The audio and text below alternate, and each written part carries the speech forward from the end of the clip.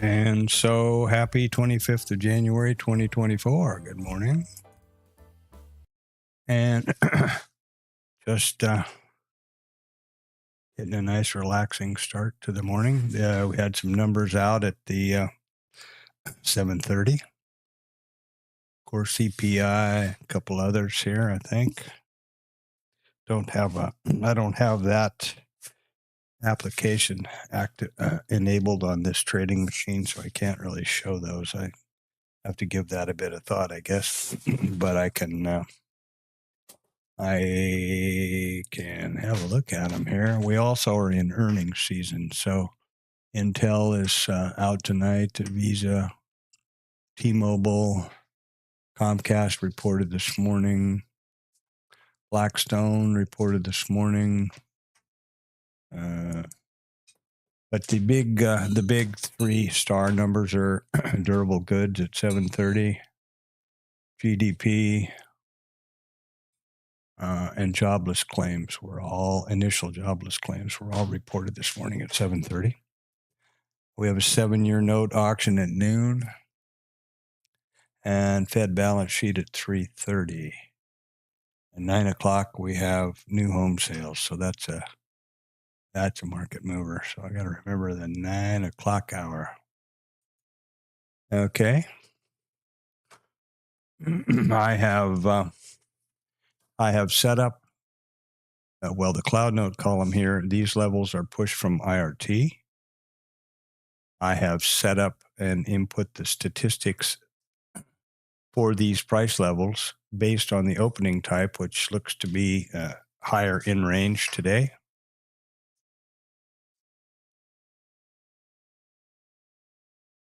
And I might be wrong. It could be lower in range, actually. No, higher in range for sure.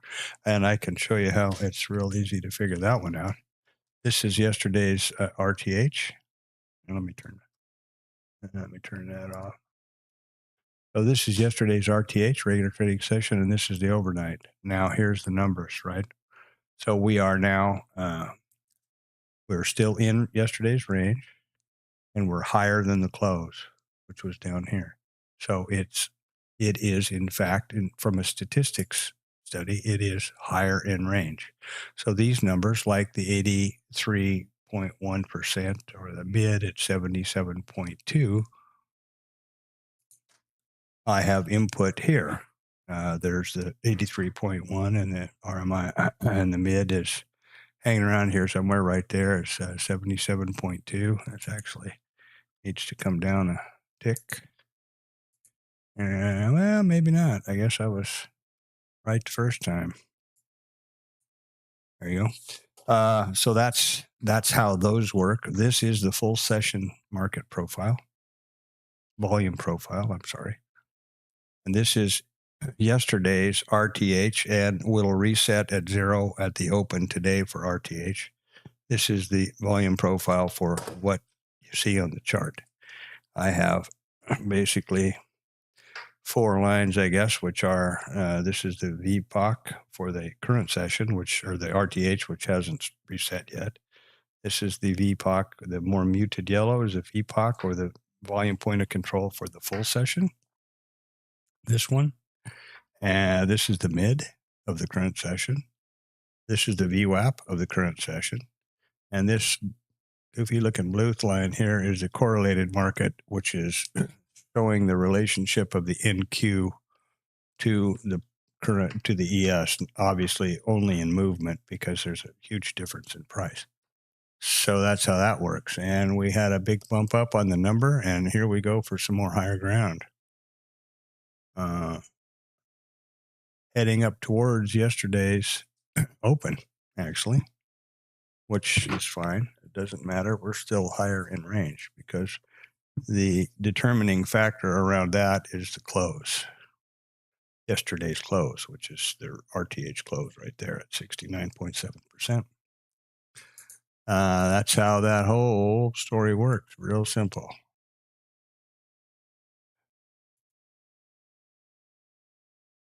Yeah. So let's see here. If I'm pretty well organized, I think. Looks like the stream is flowing. And great. It's a beautiful sunny day out. We have a little warmer temperatures here. It's 13C, which is, I don't know, 60-ish, I guess, Fahrenheit.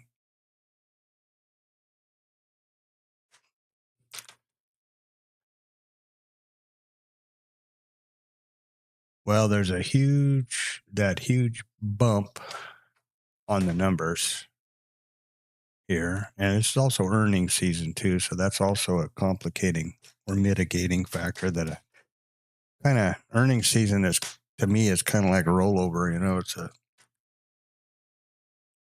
oftentimes better to stay out than in. 3 positions in trading: long, short, and flat. Flat, oftentimes the best option. I'm going to try to be much more in line with my plan in terms of when I see a structured trade, whether it's completely vetted. In my view, in order to vet or to identify a statistically significant situation, or in the case of trading, I'm trying to identify a positive edge for a structured setup. So in order to do that, you have to have enough samples of that exact setup and with all the parameters around it: context, stop, targets, etc. If you vary any of them, then it's not part of that, cannot be part of that data set anymore, in my opinion. You got to have at least 50 of them, 50 of those trades with a opening type of higher in range, and all of those kinds of factors have to be applied or factored in, I believe, in order to have a statistically significant data set. I mean, that's why IRT, who, are obviously intelligent, capable folks, that IRT study, which was developed by Chad Payne, has one variable, and that's the opening type. That's the opening relationship to the previous close, period. And then the statistic shows where the number of times that each one of the prices were touched by current day regular trading session price movement in that opening configuration. There's nothing else. There's nothing to do with context, nothing to do with any of that stuff. So in my opinion, that's how you have to do it. And maybe I'm goofy. I'm trying to find somebody that's a statistician to talk to about that, or, I've tried Googling it and looking at game theory statistics and those kind of things to see if I'm crazy or not. I want to do it accurately, but I don't want to be. My tendency is to zoom down a rabbit hole,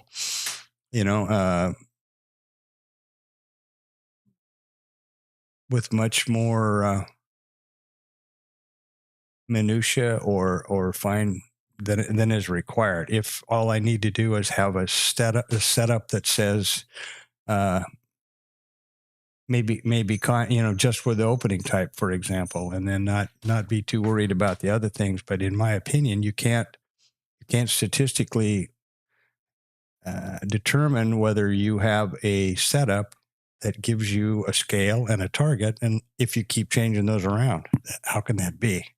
Pretty sure I'm right here, but anyway, enough of that.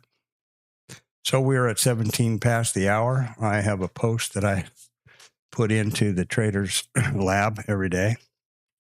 That's this chart. Shows, gives the people who don't have IRT a view of all the numbers. This is pretty exhaustive list of numbers here. Shows the relationship of the days to each other. These are the dark blue, light blue switching. This is the volume area for yesterday's regular trading session, outside. And this one where the number, the lighter blue and gray is the ETH, or the overnight, and the statistics for each one of those. The green here is the IB high and low. And this is my quote board. This is the statistics study that I'm referring to, and where these statistics come from, which are input in IRT. So in a higher in-range opening, these are the statistics: 83.1% of the time out of 567 instances from a total data set of 2,003 days. There were 567 instances where we opened higher in range, and of those, the POC was hit 83.1% of the time, or 471 instances. It's real simple. Just basic statistics and math. That's all there is to it, and that's how the trading business needs to be run. Trading business is essentially gaming theory, like a casino. They identify a specific edge for a game, in our case, for a setup, and then they rely on the rule of large numbers to have that edge migrate money or profit across the table into their account. It's real simple. If you have an edge that says, you got a 15% positive edge on a specific setup, the IB30, for example, then you take every instance of that trade that sets up within those parameters, that follows those rules. You take every one of them that you can, because the way that you make profit in the trading business as a statistical business is to make the law of large numbers apply. And that's how it works. Now I'm going to I'll move off this screen, and I'll copy and paste this into the TLab for those folks. And then we'll be looking ready to open here. Oops. Wrong screen. Sorry about that. There we go. Don't have to have that up there. I have two views of the book map. One is the application and one is the window. With the application, you don't see the mouse or any of the pop-up stuff, so you don't see how I set up activate the multi-brackets for the risk-neutral scale and the risk-neutral setup and those kinds of things. So I try to kind of bounce back and forth between them. Okay, get away from there. Boom, boom. Yeah. Now it's the application. So I have whatever I have open in front of the application is not pushed to the string. When I go, like, for example, if I want to enable the multi-brackets, I have the multi-bracket dialog window open, but you can't see it because it's on the window. So now if I go down here to the display, there you see it, what it is. So that's why I go back and forth there. The reason I keep it on the window most of the time is it removes the taskbar and white lines and stuff, and I believe gives a little more room, which is the point, I think, isn't it? So there we are. And the overnight high has changed to there, being pushed up. And we prepare for the open in 7 minutes.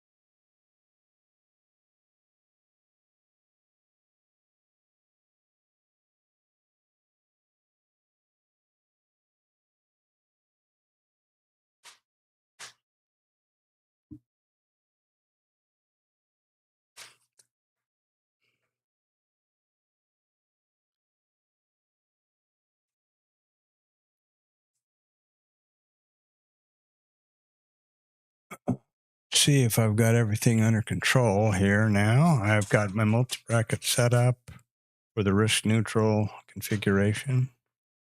I have my statistics in there. The overnight high moved up, so that's been adjusted.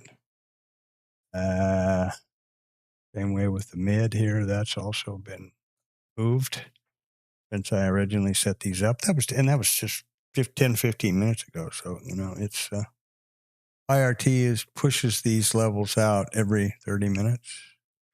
I find that frequent enough, mainly because, on the IRT chart itself, it's immediate, right? But it pushes those levels to bookmap every 30 seconds.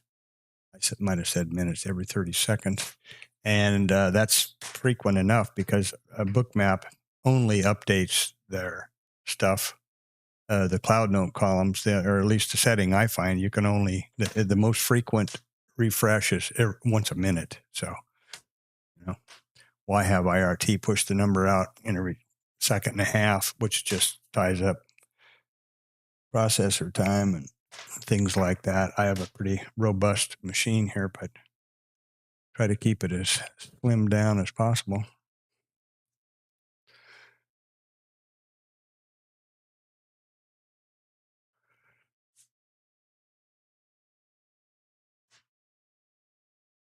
Double test at the high there.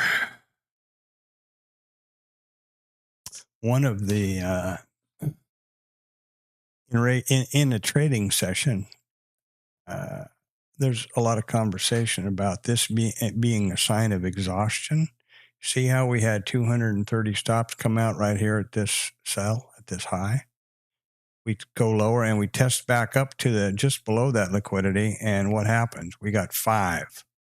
So that suggests exhaustion. There's no more sell stops or buy stops, up there. And therefore, the market is likely to trade lower, and it has done so. Now, the risk neutral setup is based on a 2-lot package, and you can do that as many multiples of that as you want, but essentially it's a 3-point stop for both contracts. The first target or scale for risk neutral is at positive 12 ticks, 3 points. And then the second target I have set for 24 ticks, 6 points. So that's how the risk neutral setup works.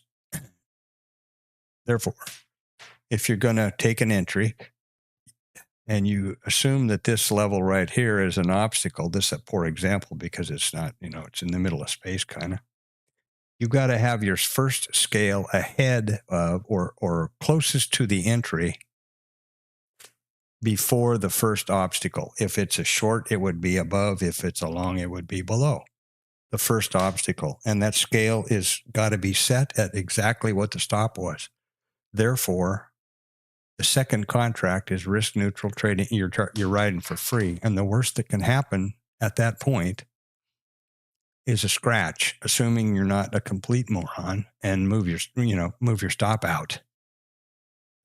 And why would anybody do that? Well, I guess some people do, but that defeats the whole purpose of the risk neutral trade. So don't bother. Why bother? And I certainly don't do that. One of the things I'm more guilty of is being more cautious and trade managing by trailing the stop up too tight and not giving enough room for the trade to properly breathe and work to my second target. I also need to extend that second target out more than 2 to 1 to compensate for the times that I scratch or stop. And everybody scratches, everybody stops, takes stops. Yeah, it's a completely random market. And that's why trading as a statistical business makes so much sense to me. The probability of the next trade is absolutely proven thousands of times over to be 50-50. You have no clue. It's going to go up. It's going to go down. You don't know that. the nature of this business is not to predict, but to anticipate. You try to understand and get the statistics around a specific setup so that you can, this also takes a lot of mental pressure off you. If you're looking for a specific setup, you know what the parameters of that setup are. You know when they start to present themselves, and you look for the targets well in advance of the trigger. So you know where you're going, or you're anticipating where you're going to go, what your next trade's going to be well in advance. It's not, gunslinging or killing snakes. It's, and maybe that works for somebody, scalping or whatever else, but not for me. And I'm not sure long term. So here we go. This will be the open. I will set the IRT charts to the regular trading session. Boom. Right now, a little bit ahead of that. Okay, no delays. It's just peachy. And here we go. Responsive selling to be expected.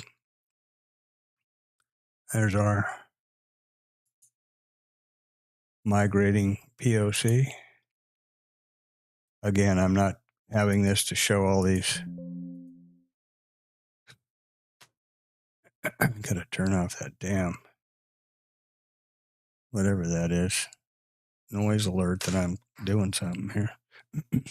I have I'm not going to show those pop-up windows. You can see the results of what I do when the marker is in place. These markers I will add to the chart, to this column to see where that POC migrates to. Obviously easy to see now, but pretty soon it'll be scrolled off the page and off to the left and unable to see, but you'll be able to tell where those previous volume points of control were. And that's all that stands for, is migrating volume point of control. So we have an opening swing high, opening swing low. What are they going to do with it? I don't know. We have no stats taken out yet. The closest one at the moment is the ETH high, which has a pretty consistent number for being hit in the regular trading session hours. That's up here at 74.6, just above that big liquidity pile that's laying there at 239. Been in the market on the book for a long time, since before the number. So that, liquidity, who knows? They can pull that out of the way as quickly. It can be a spoof, or it can be real, or it can be whatever.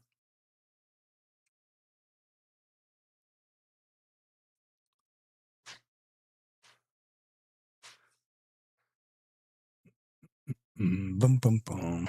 Notice how the mid and the VWAP and the POC have now all reset back to here when the RTH opens.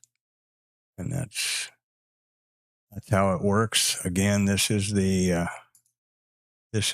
full session volume point of control. You see how basically light it was. This is the current session right here. This is what's on the chart.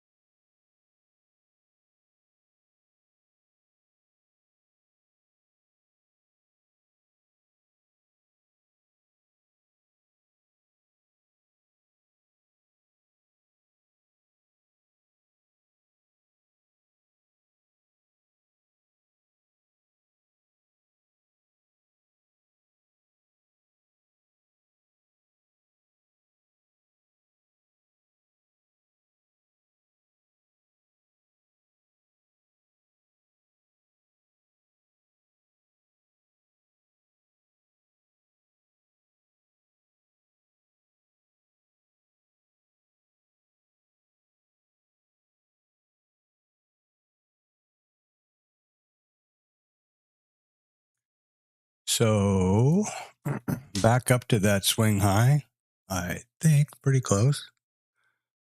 Right now, pretty much exactly balanced.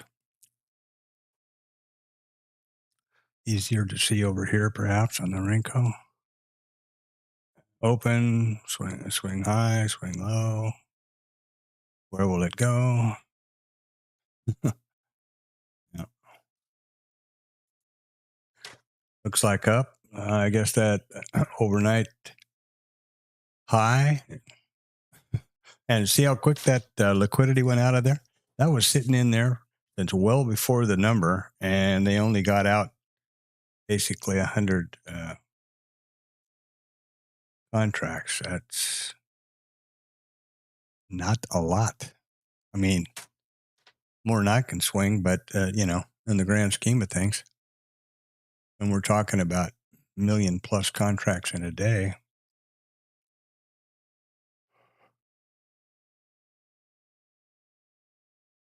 That's kind of a speckle on an elephant's butt, I guess, which is primarily what I think most of us retail-y type traders trade.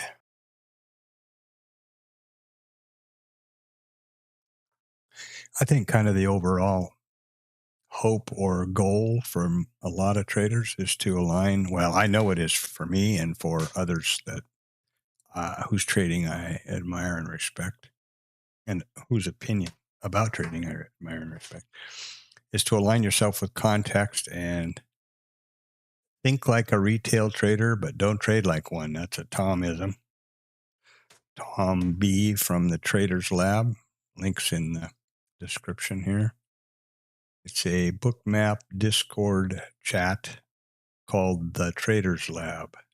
It's completely free. You don't have to be a bookmap subscriber. They don't honk you or spam you or anything else. And he's not selling anything, which is so refreshing. I mean, yeah, he does talk about bookmap, and if they come out with a new feature, he'll test it out and say, well, here's what the new thing looks like or something like that. But he's not selling any courses or strategies or anything else. He gives quite freely of himself and his thoughts. He's been basically an independent. He's a professional trader for 40-something years. So in my opinion, he's the real deal. The closest I've come to bumping into anybody on the internet like that, including other people in the bookmap. I don't recommend the bookmap Discord chat and the various presenters at all. Only him. I can't speak to them, but I've listened to a couple others, and they sounded just like complete internet BS to me. Bullshit and bus tickets. An old friend of mine in Africa used to say. Worth very little, in other words. So we've had a Vpoc migration up, just a little hoochie scooch right there, but importantly for me, and I've been watching this a lot lately, the full session VWAP has now migrated up to within just a little bit here. So that's suggesting that overnight trade and current RTH trade now, everybody's kind of getting aligned, and value is definitely, or at this moment, is moving higher. So we are substantially away from the previous value area high. Here's the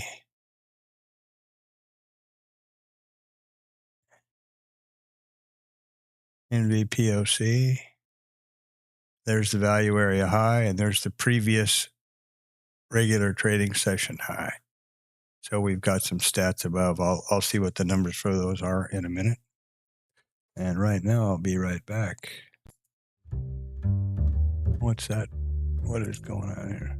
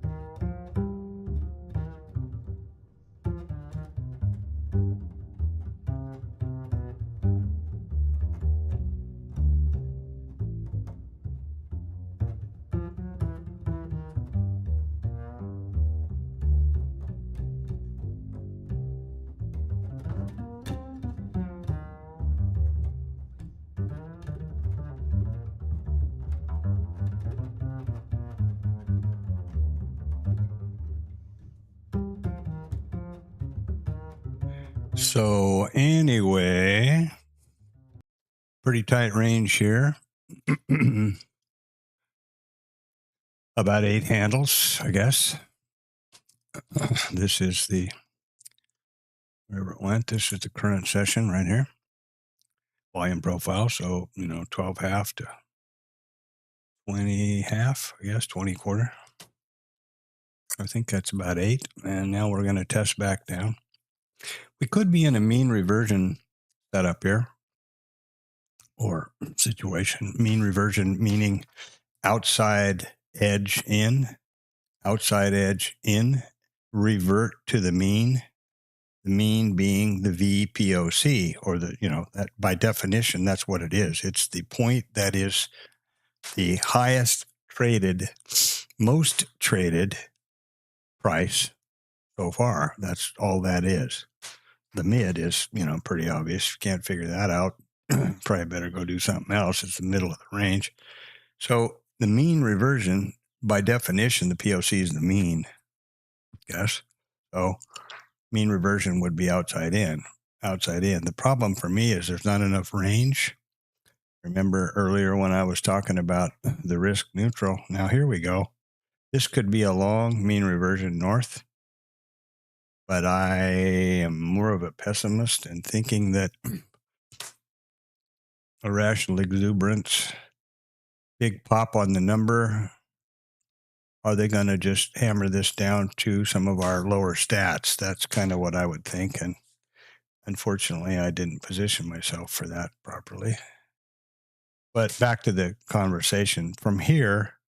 So for my risk neutral setup, I need to have at least 3 handles from here to here, to the first obstacle for my scale. And that's only 2 points and change. So those aren't, the range isn't big enough for me, for my plan to enter a trade. And I have to kind of determine the context. At the moment, context is starting to look lower, right? Here we swing high, swing low, consolidation. Now we're going to break down. The first time we've extended the IB low is here. The IB is just the swing, is the high and the low of the first hour. That's all. So, and they are here. That's the IB high and the IB low. Now, you see the IB low was here when IRT updates. When Bookmap updates from IRT, it'll now move down here. It's just the high and the low of the first hour. That's all. It's the term is from market profile days, but it's just the first hour high and low. Okay, this, assuming that we were going to mean revert, would have been a area that would have qualified, because it's basically you got 3 points ahead of your first target, first obstacle. So that would provide the ability to get that risk neutral scale off ahead of the first obstacle. And then the targets would be POC and higher, right? But we've had an awful lot of up days, and I'm wondering if we're not going to start getting some lower ground, and I need to qualify those comments because my preference or tendency is to short.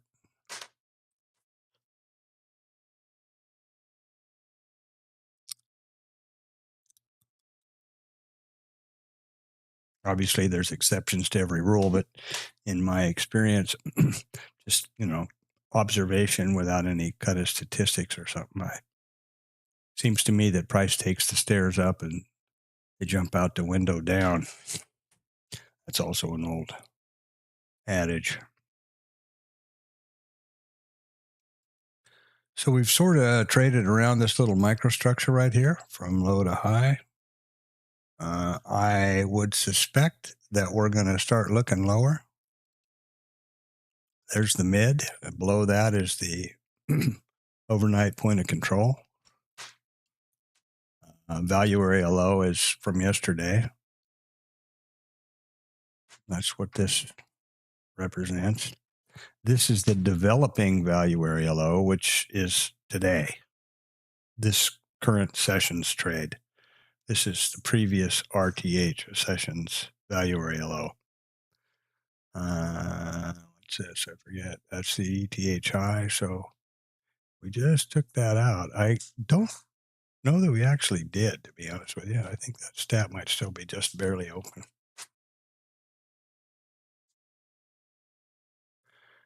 Seems like we're pretty consistently looking lower over here. We extended the IB a little bit up here. Now we're consolidating around these lower areas, much more so than previously. We just checked the IB, or the opening swing high, and have extended the swing low. Doesn't mean anything. Could certainly go back up there and head for this naked volume point of control at 49.27. So, which is yesterday.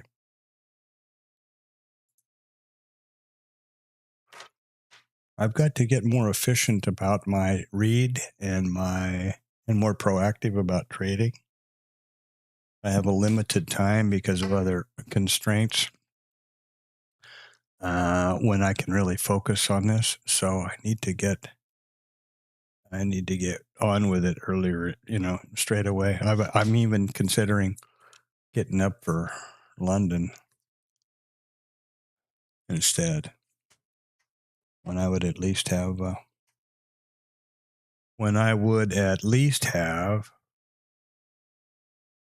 undivided, uninterrupted attention. That's what was so great previously when we lived in Kuala Lumpur, is the regular trading session opened at 21:30. So anything I had in the day was finished. The family was all tucked safely in bed, and everybody was happy, and I could focus 100% on the market.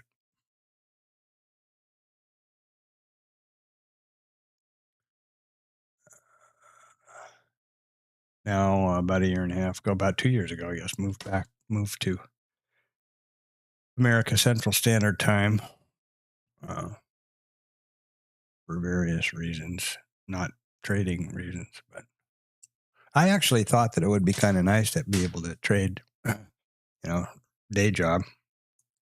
Then I didn't realize I was going to have these persistent disruptions, and I don't.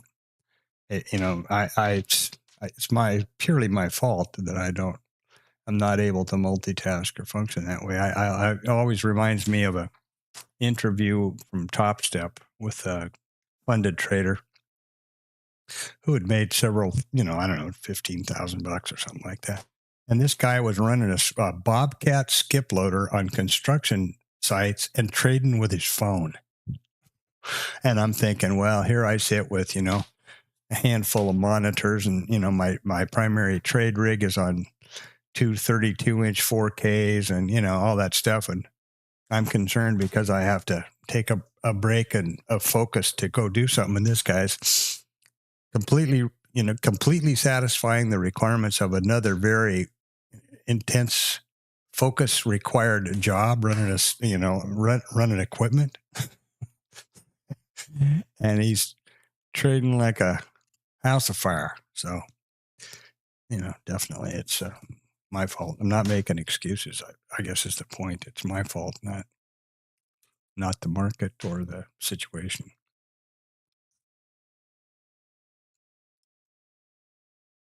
So that mean reversion, assuming that it was taken down here, is paying out well. You had no heat, tests a couple. This could have been viewed as an exhaustion, 9 out, 1 out. And now we go up to the mean, 12 to 15. That would have been just 3 points. Scale would have been just ahead of that. And now we're going to probably test up to the top, and it could revert back the other way. There's a statistic which I need to figure out or find.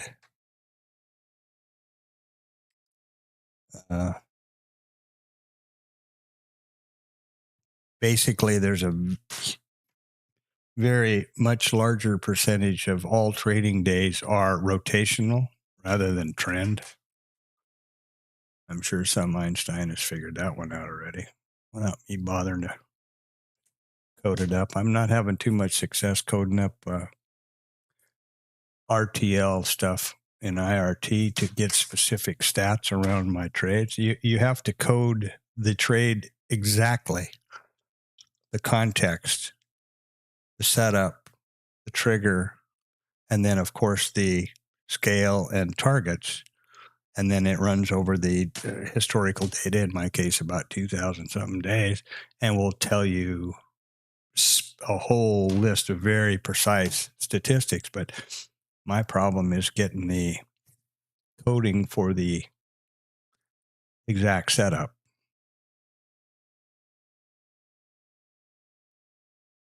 And you know, applying the rules that I want to follow. For example, this is a perfect one. If it's okay, so it's mean reversion. How do you tell the system that it's mean reversion in the first place? Now you have to define that you have to be able to identify the first obstacle, and the trade can't be put on unless there's enough distance between current price and that obstacle to justify the scale. So that's the coding part that I'm struggling with. And unfortunately, Chad Payne left IRT after many, many years, I think 20 something. He was a key developer there and a real nice, friendly guy who I had a good rapport with. And he would have given me some straight scoop on what I was doing wrong. And I would have been off to the races some time ago. But unfortunately, I only started really looking at that again when I got over here. And as a result, now I'm struggling a bit. So, enough whining and crying. Yeah.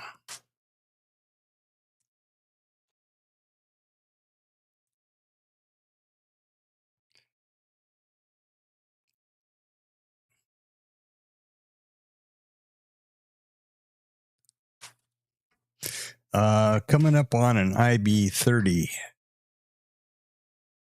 period, which the IB I just mentioned earlier is just the high and low of the first hour. There's a very high probability statistic that after the first hour, when the IB high and low are set, in other words, they stop moving at that point, they stop expanding lower or higher, there's a high probability that price will come through either the IB high or the IB low. In other words, take out the IB high or IB low in the regular trading session. That's 95 or 6%. Some guy in the Traders Lab has figured out the statistics that also a very similar percentage, a little bit lower, maybe in the, I think, high 80s, that in the second half hour, the location of the IB or the IB low is taken out. And I guess the better way to say that is there's a quite high percentage that the IB is not made in the first half hour. The stat isn't set and cannot be taken out until the first hour. But the IB high continues to migrate up, the IB low continues to migrate lower, and the statistic that this guy figured out is that the low or the high move up higher than the first half hour in the second half hour. I don't know if I said that even remotely understandably, but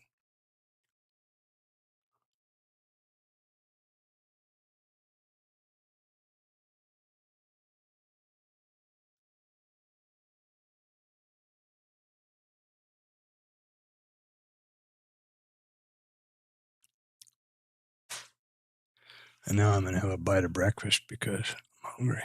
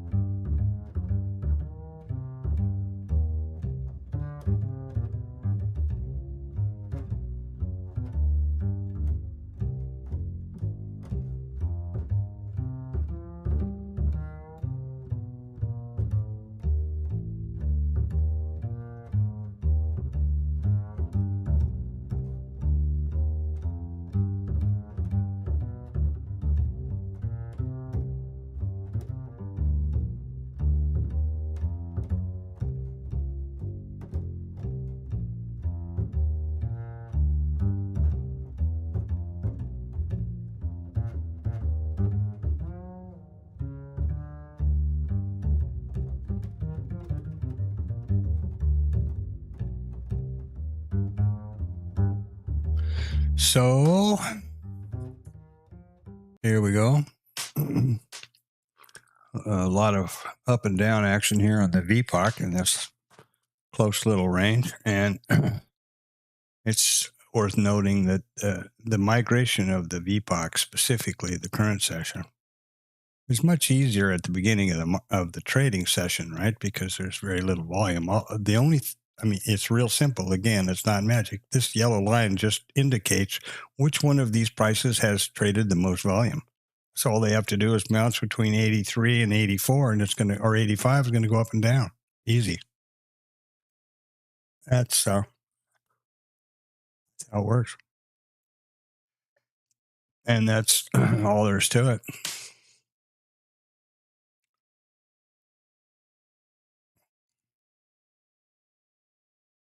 And I'm a little surprised, actually. No, I guess we're okay. It should be right here, actually, if this is correct. But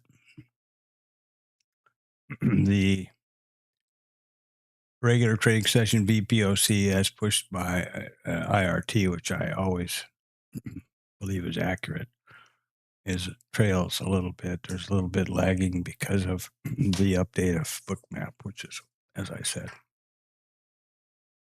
it's been pushed by my IRT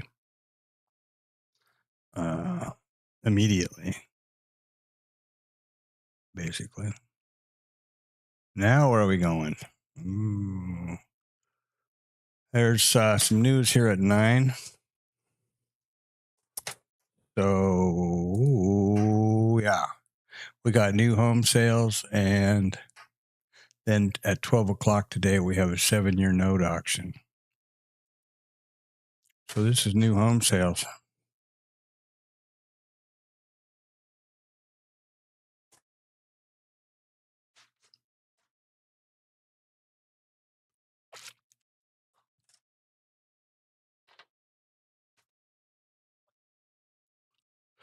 That's kind of interesting. About a whole lot of nothing going on with that. That must be, that's pretty surprising.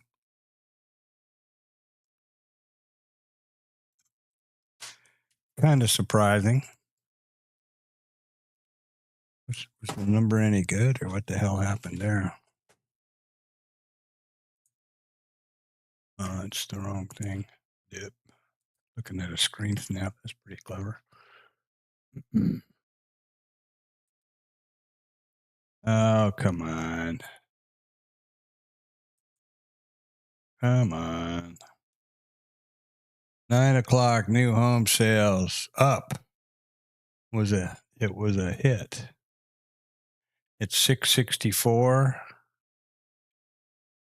Previous forecast was 645 and previous was 615.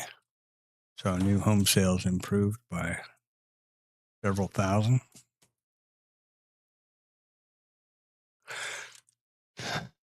Kind of a muted reaction there, I guess.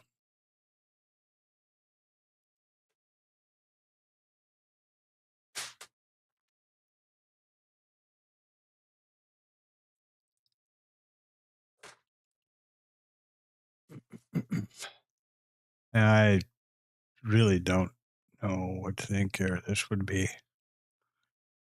mean reversion is the only kind of sort of trade that is viable in the plan because we are definitely rotational here.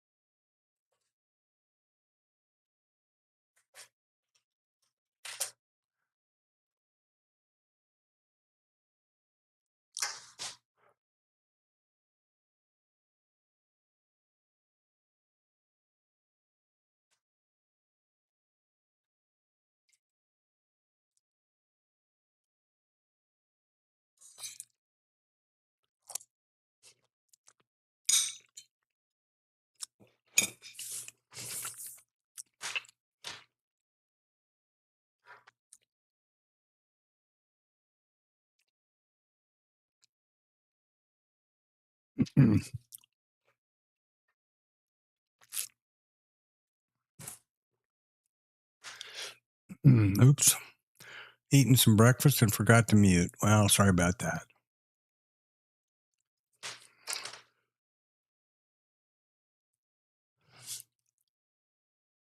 Trying to focus on trading, and now that I've got the sound and the audio and stuff pretty well lined out on OBS, I don't glance over there much, and as a result, not always the most professional stream audio. And these are live streams, so it's not a recorded, whatever.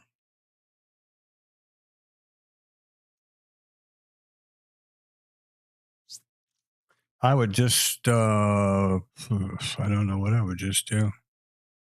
I guess I would just sit here. We're in the IB30 range as far as time goes. The second half hour, I think I went over that pretty much. But, we've had a couple of neutral days in a row. That's when both the IB high and the IB low are taken out. The statistics of that happening is not very high. It's in the 20s. 2 in a row, I don't know what the hell the statistic of that would be. I suppose, I don't know. Guess it would be less than 10. I mean, I suppose. But anyway.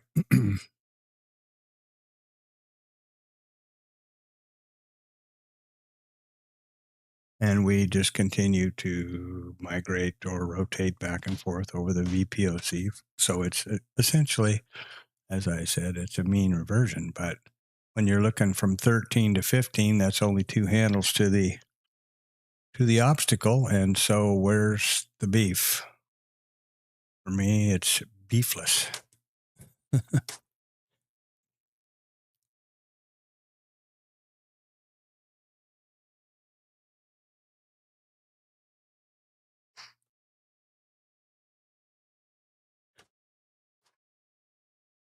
11 to 20.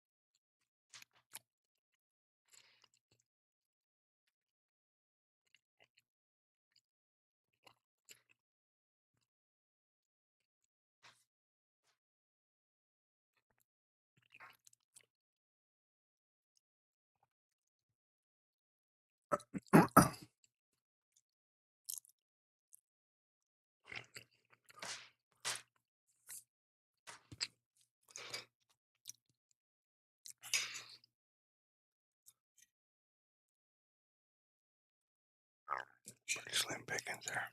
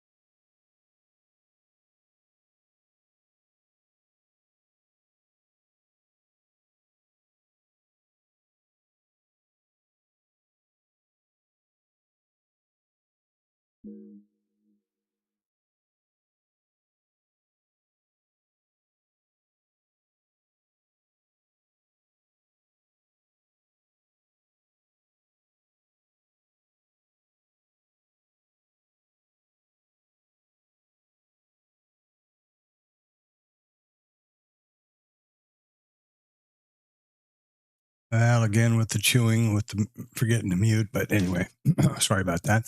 So we have now satisfied the IB30 statistic, saying that the high or the low of the first 30 minutes will be extended in the second half hour. And there we have it.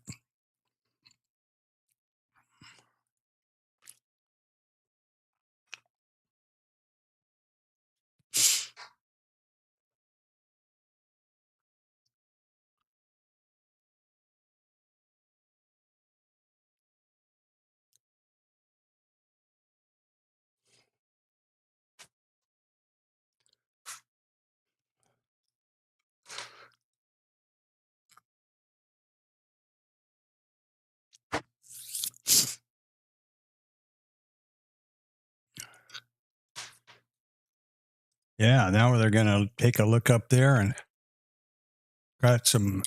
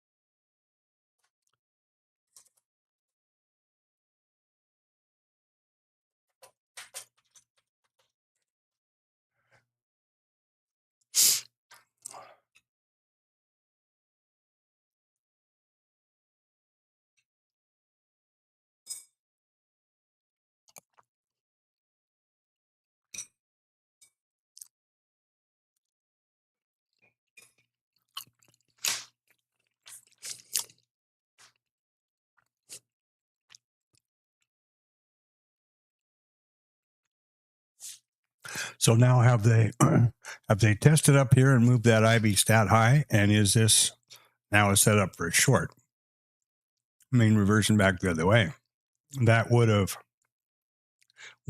provided the range required, but I don't really see it. I guess I'm just too dim. Analysis by paralysis, is that what it is?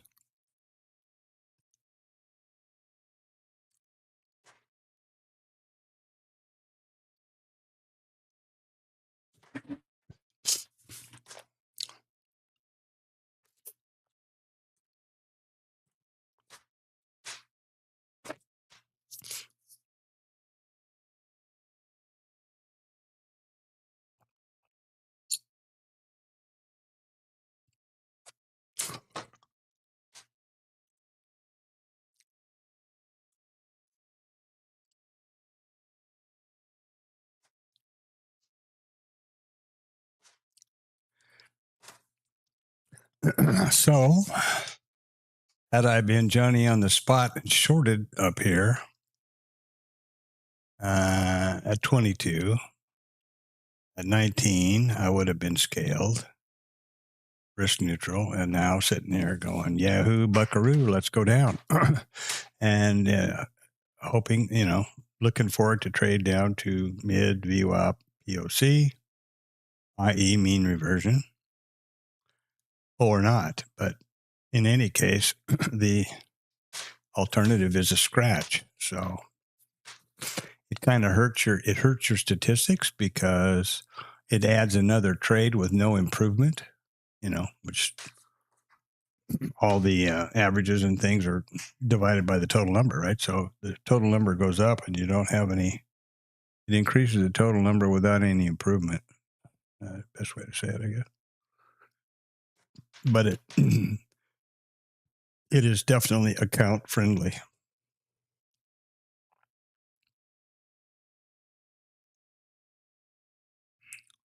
I don't think I've ever met anybody that's gone broke by taking a small profit or a scratch. I think that's kind of a truism. Now, could that have been considered a test? Scale out here, 500, came up here to this liquidity, it's too high. Seller, are we going to go down? That's what I don't know. 19 to 17, that's two handles to the mid, pretty close for the scale, for the rotational trade down.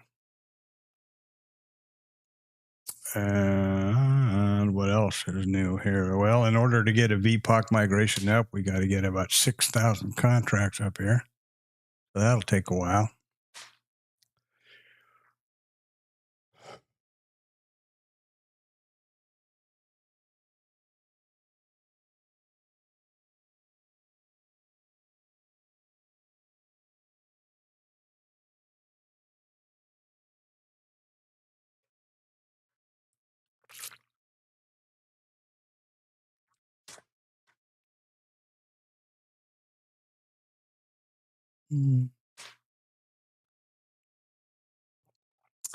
That liquidity is now moved down.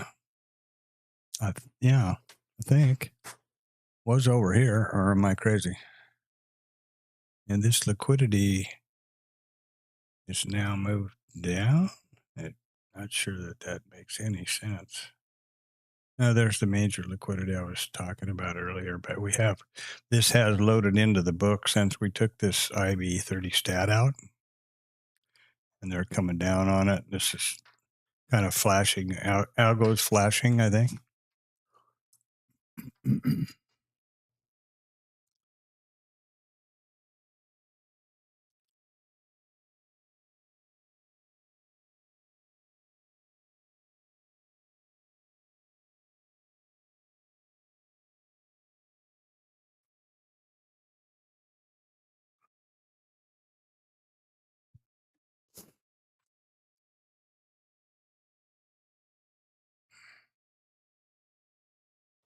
Got to be mindful that there are targets up here and further up. So I would suggest that if we can't get down to the mid and the VWAP and eventually in the POC, that kind of negates the, that's sort of taken the mean reversion off the table. And the normal IB60 or the normal IB stat will be coming up here in about 10 minutes. So 12 minutes. I'd like to put a long on and for the higher ground, but I'm just not real comfortable about doing that up here. Nor would I be comfortable getting long at these tests so close to this fuel. A lot of fuel right here. A lot of stops living down there.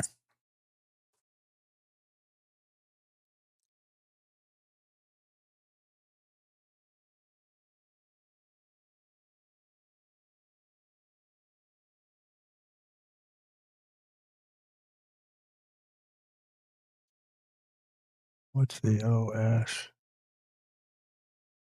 High or low?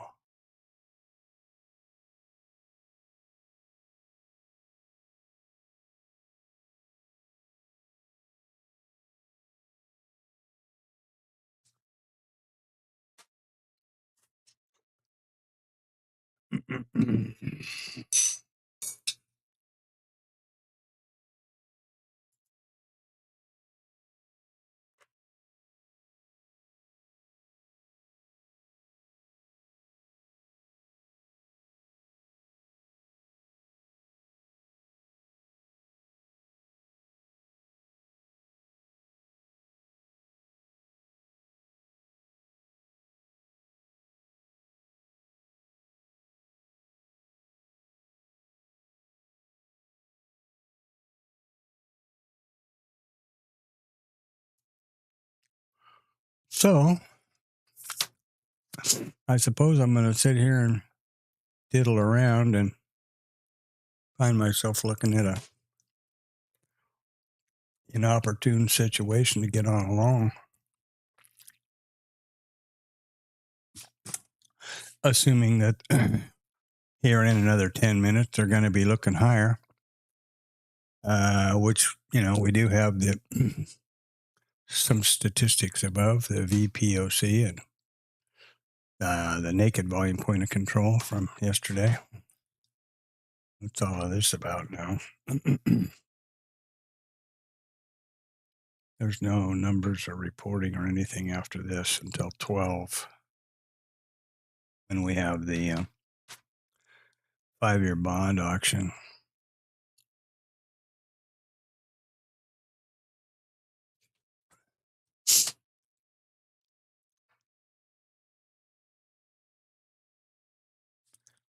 I think I'll resist the temptation to trade this breakout and be right back.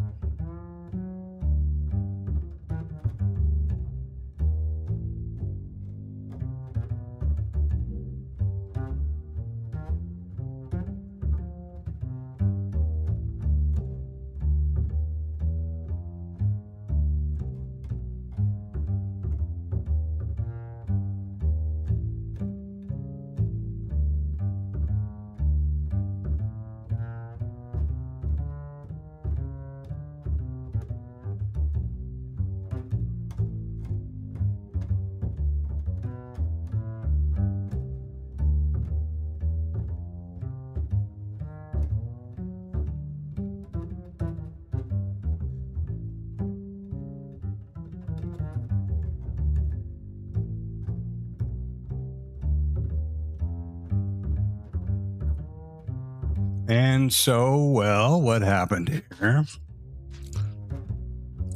We pulled back down to 19.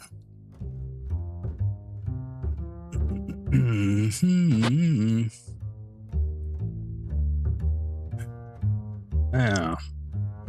So the IB will be on the table. The original IB stat will be on the table here in another 4 minutes at the bottom of the hour. There's no more numbers until noon, when there will be a 5-year, 7-year bond auction, note auction, I guess.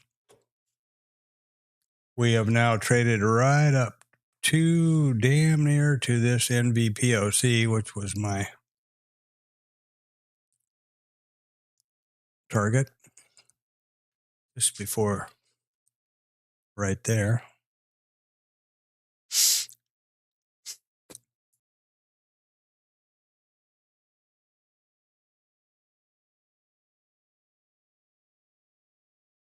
Wow. Got the sneezes here this morning.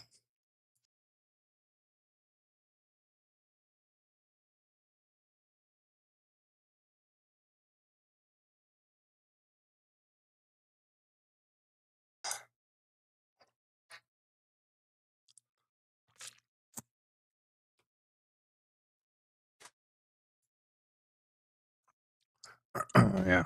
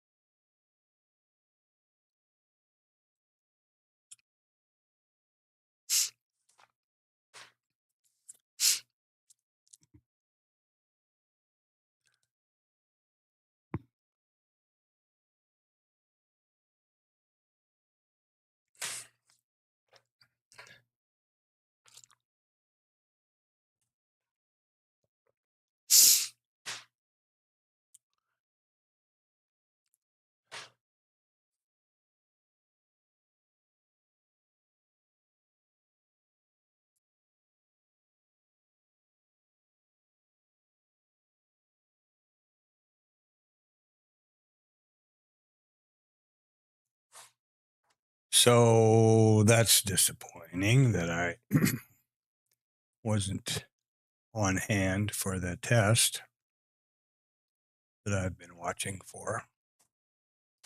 My timing seems to really suck these days, as far as having to leave or stepping away at something coming up, something I was thinking about happening. And I guess the answer is don't ever step away. That's kind of crazy. I mean, there's always another bus. That's the thing about trading. It's an endless stream of opportunities. Are we going to rotate around this little microstructure here and up to the IB high and take that out? We still haven't tagged out this NVPOC yet. I don't see a reason, though. The only thing that's here is this low volume area to base a trade on or to lean against for that up move. I guess you could say this liquidity over here, but we went through that like a hot knife through butter. So, yeah, this was the previous RTH high. The developing value area high is down here at these liquidity levels. And the IB30 stat will be on the table in another couple minutes here at the bottom of the hour. Right there. And all that stat says, yeah, it's 90-something% that one or the other will be taken out. But in the regular trading session, and that could be right now, 1 second after the 9:30, or 1 second before the close. And you could get hammered 50 times over on that trade.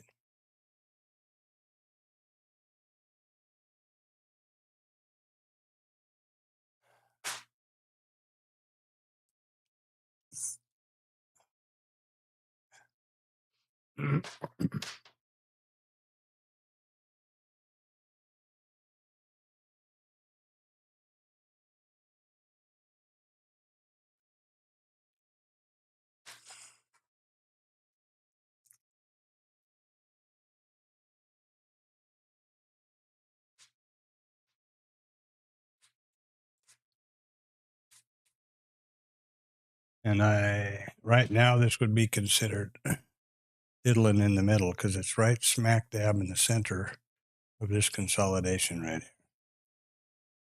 So this would have possibly been an entry, but to where? Where's your scale here? Doesn't make any sense. This breakout towards the IB high and the NVPOC, yeah, maybe. But the point to have been is to have been on down here at this liquidity, or the mid, somewhere like that. Doesn't strike me as any kind of a trade location. Just me.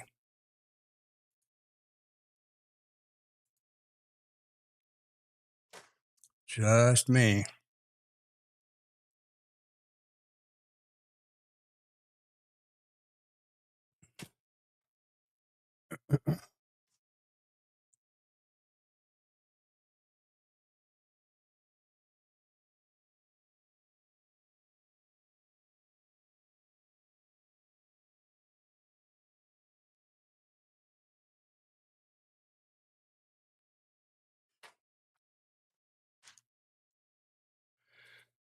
And now they're back down here to this low volume area again, and just above the overnight high and the developing value area high. Those are this liquidity. So those are more or less viable points.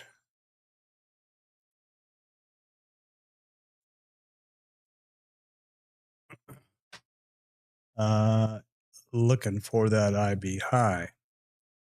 And not to forget, the IB low is, the thing to remember here that I need to keep telling myself, this is the mid. That's exactly the center of the range, i.e. the IB high and the IB low.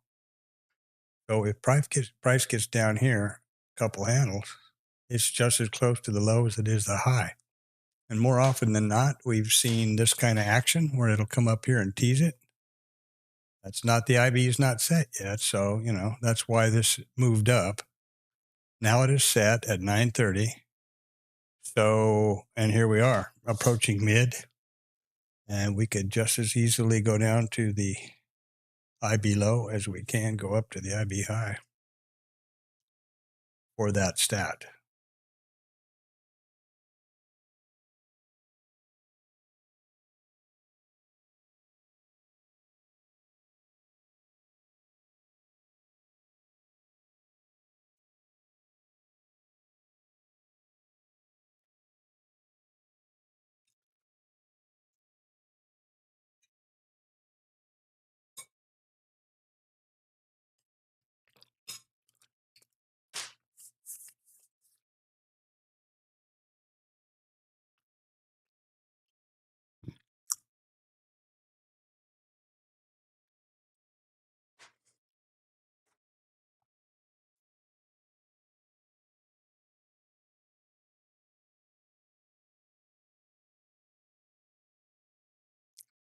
And now I'm extra conflicted because we bounced off the mid, which is pretty normal retail behavior when you approach from above. But just right below at a point, half a point, take a couple points below that are the VWAP and the mid, and there's a lot of fuel living down there. Would this be a mid VWAP? Oh man, I was going to go mid VPOC. Order submitted. Let's see Order submitted. See what happens here. My thinking here is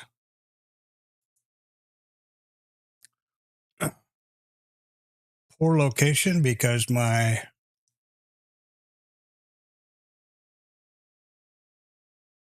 oh, now that's not good. The Vpoc is migrating up, so that's a caution Will Robinson, and we're ahead of my scale. So that's not a good thing to have happen at that point. If we get down here to take my first limit, and then we'll be risk neutral. Let's hope that happens here pretty quick. Oh, you got to be kidding me. There we go. Now we're risk neutral. And now we've got targets below.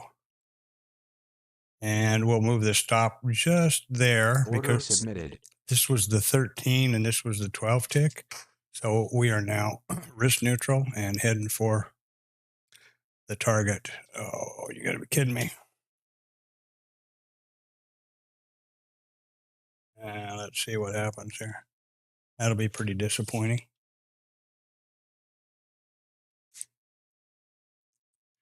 These are ones I never know what to do. Do I pull it up to, one tick up there? Do I slam this up here to lock in my profit at the original scale? Excuse me. And I'm thinking that that's probably the good idea. Would have been the good idea. It's pretty disappointing when you miss that target by a tick, though. That's for damn sure. And what was that all about, I wonder? Yeah, that could have been the turnaround for a risk neutral trade. But worst that'll happen here is a scratch, which is kind of disappointing, but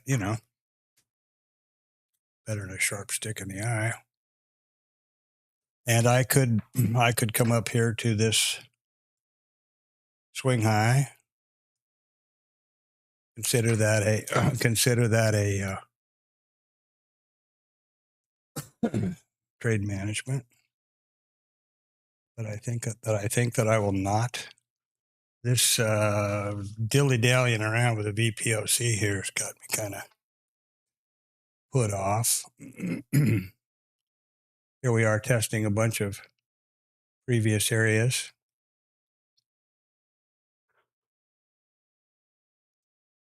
And I would just really annoying to have that miss that by one tick, that second target. But that's the joy of trading.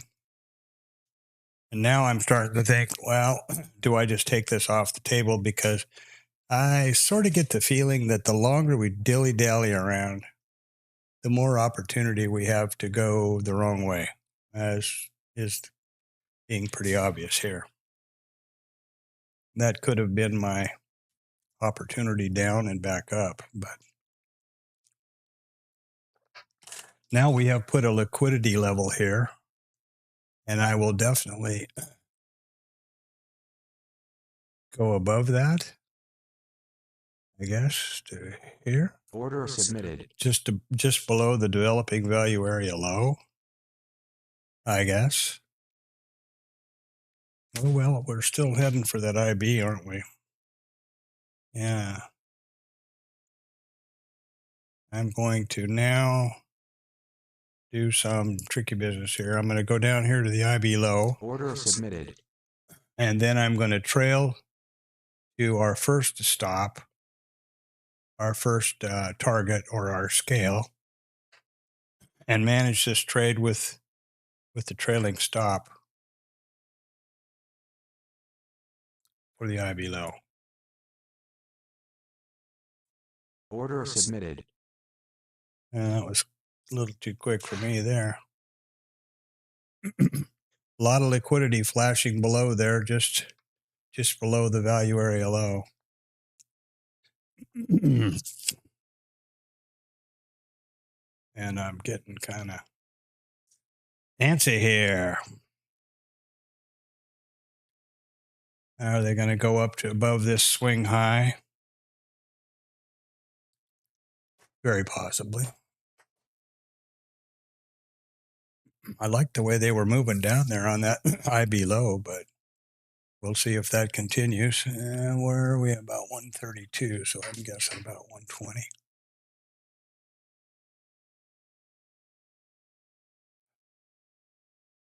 Come on, girls. And will I have brought this up too tight?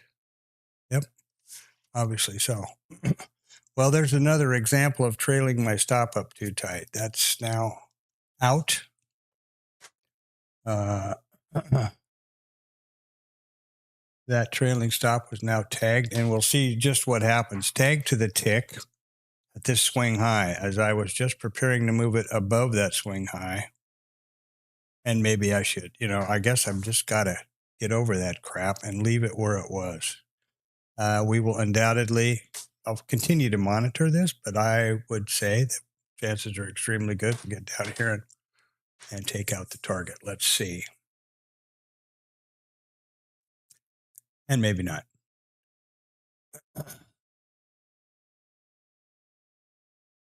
But I definitely am not managing those trades right.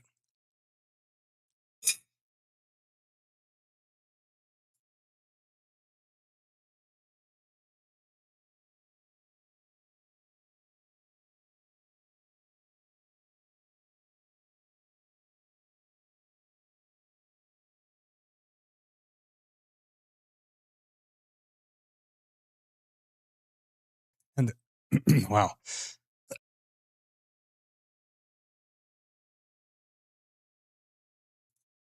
Sometimes I get some hot chili there.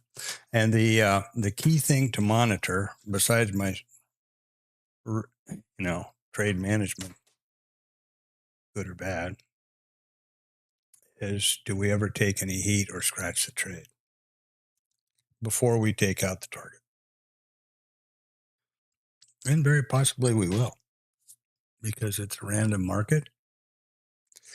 And I'm disappointed that I've trailed that up, but I have. So,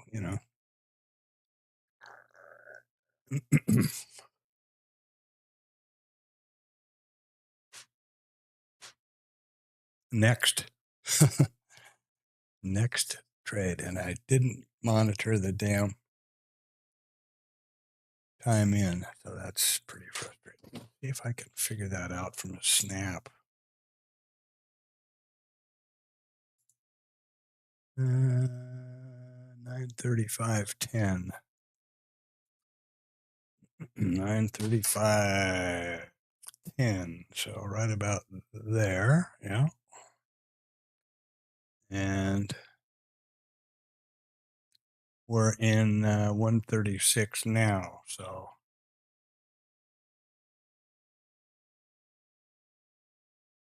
about 10 minutes, about 8 minutes. So that's going to be about 126 or 7 in, I guess. And the scale was a couple seconds after that. I'm trying to figure out how to get these chapters in the damn thing, so I have to go remonitor everything over again.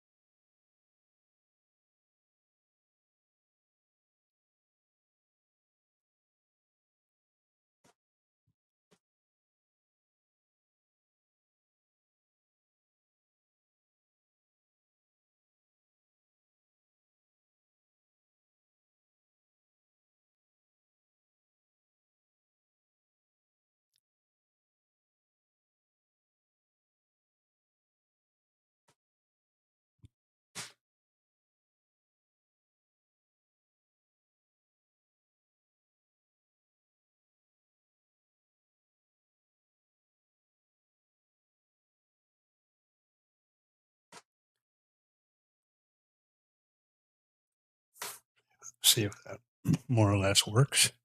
See if I more or less captured that. Okay, so as we continue to monitor this and analyze it, my trade management or the lack thereof, yeah. So this trailing or this swing high was not any. In other words, being here or being up here, a tick wouldn't have been anything because we traded clear back to here. However, this is not remotely to our scratch or any heat. And now we're turning around and rotating back down. So what we've done then is rotate up and rotate back. And now we're on the way back down. And chances are pretty good, I suppose, that we're going to take that eye below. I mean, and realize this target. The disappointing part of this whole story is we missed that target on the way down by one tick. This would all be academic and I'd be feeling all clever and happy having scale and T2 taken, but missed that one by one tick. So, that's pretty annoying. And I'm going to take this snap here, I guess, to do my journal notes, etc.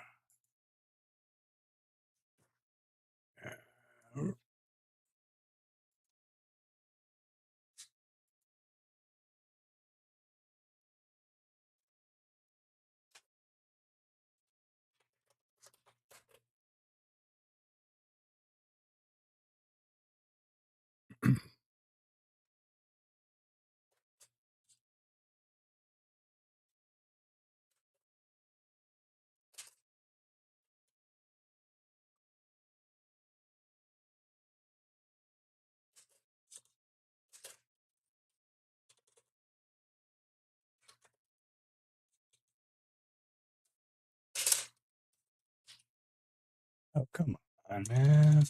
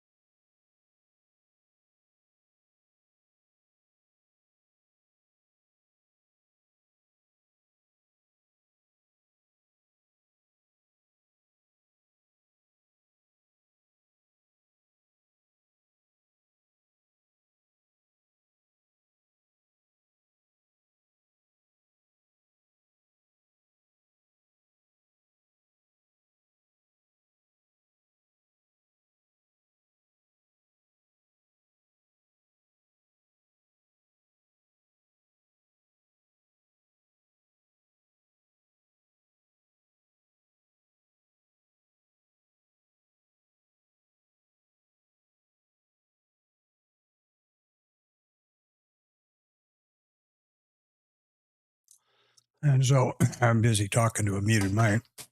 Anyway, there's our rotation. Now we've come down to exceeded our original target. No, yeah. And have not yet quite looked at the IB low or the extended target. Never once getting near, but, 1.5 or so away from the scratch trade. Doesn't mean that any of that just means anything. It's just, I guess I don't know. It boils down to an ultimate decision, I guess. Is it better to take a trailing stop, pull a trailing stop up like that, especially if I'm moving targets out, to lock in some profit rather than lock in no profit and see what happens? At this point now, with my decision making, I would not have taken that T2 target yet, because I moved it first when I was missed by a tick. I brought it up here, and then I thought, okay, what better I'll do is target the IB low just above, a couple ticks above, and risk manage by trailing, which is what I did, and got taken out. So there it is. And what's going on over here? Well, not a hell of a lot.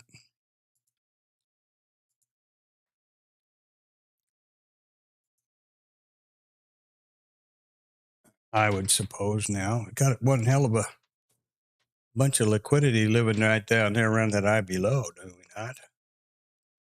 I'd say we do. And now it brings into view lower targets, which are the overnight mid, and if I'm not mistaken, yeah, overnight POC, previous close, all that stuff. So, could have been a real magnificent day with proper trade management. I guess being just patience. I guess just put the damn thing on and let it do what it's going to do. I guess give it the room it needs. Still not out yet. Still haven't hit the target. Would I be now moving the target down to these levels and bringing my trailing stop above these swing highs? Probably. I just think I think it is only common sense and prudent trade management to protect what a degree of profit that you can, and not just sit there like a bird on a wire and let it come back and smack in the head for nothing after you've been up a significant amount of ticks.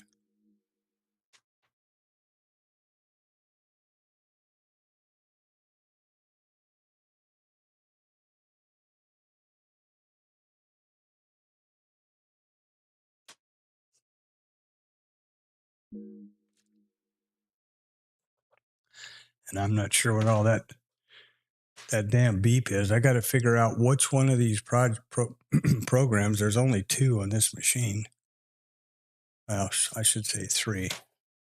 I don't think IRT has any, Rhythmic has any alerts.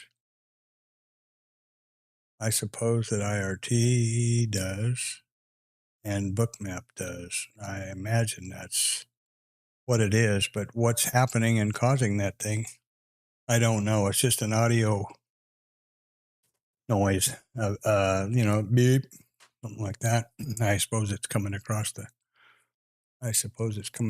recording. Well, I'm curious to see how this works out for my my target right here.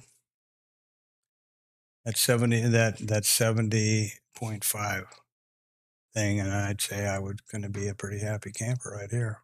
However, at this point, I would have undoubtedly moved that target down to the mid and the POC. but we're extremely on the lows, right? The IB low is by definition the low of the first hour, and there we are. So we have not taken it out yet. This could be a mean reversion back up. Could once again have gotten within a tick of that target and not hit it. This swing trade would have been a more appealing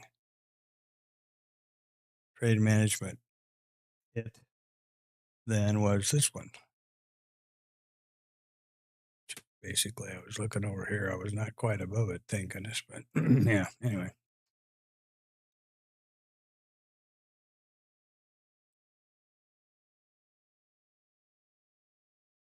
Mm-hmm. And I'm going to go off audio here. I've got to do another one.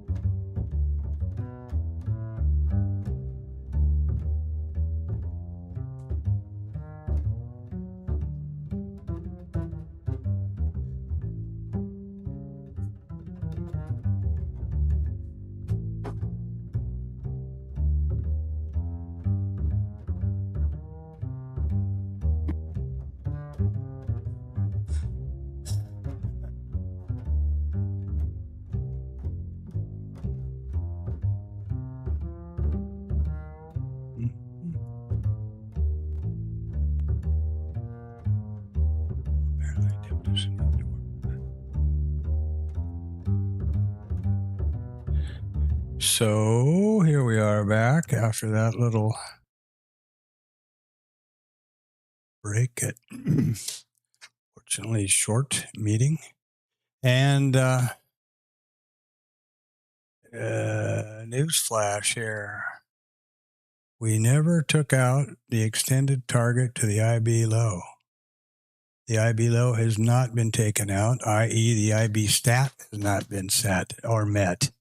And again, we head for higher ground.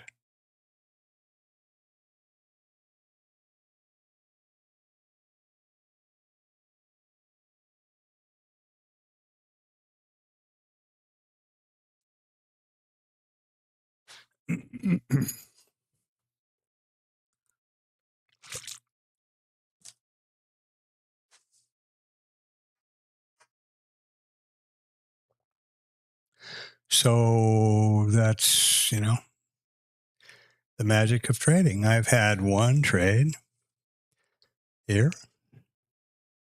Well, short here, I'm sorry.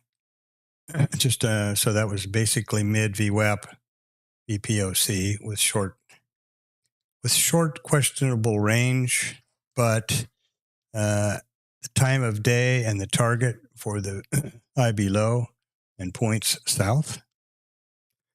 I questionably managed the trade. Never got close to my stop or my break even. Did get down to the original target. Did get down to the original target, but not to the extended target I would likely have moved to.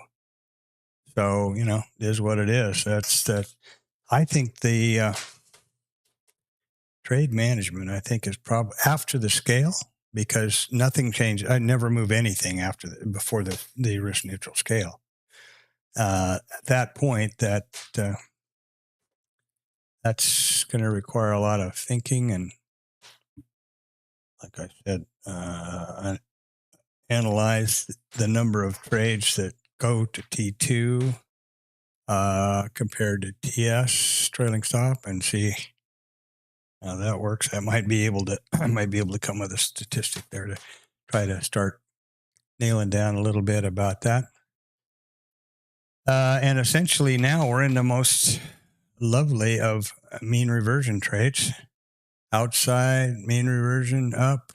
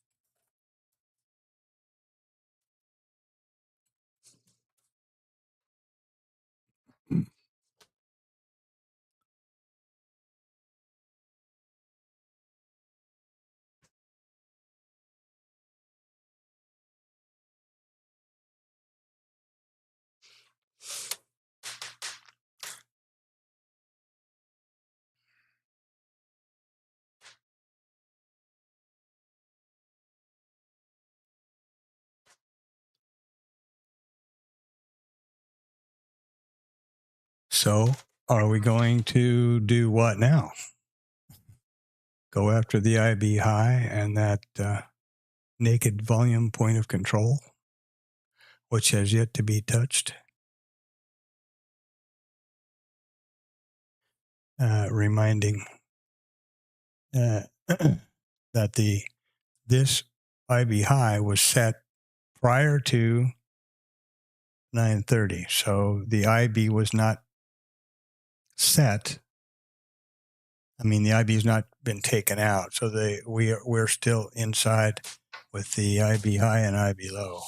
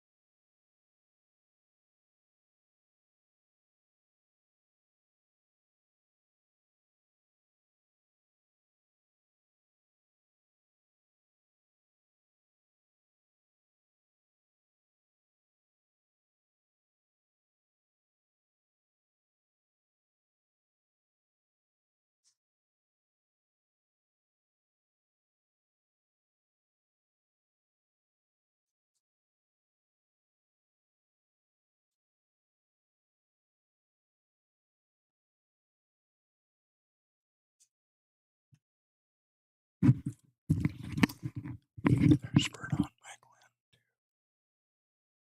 Overthrow. Then move the fork with.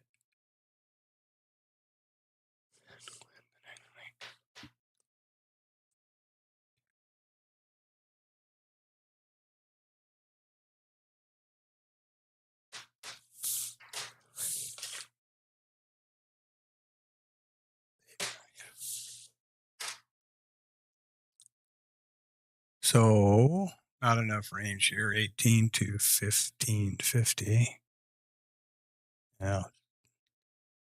But this is the full session VPOC. This is the current session VPOC. Not enough range. Up here at 21, I guess would have been. But what is that, you know?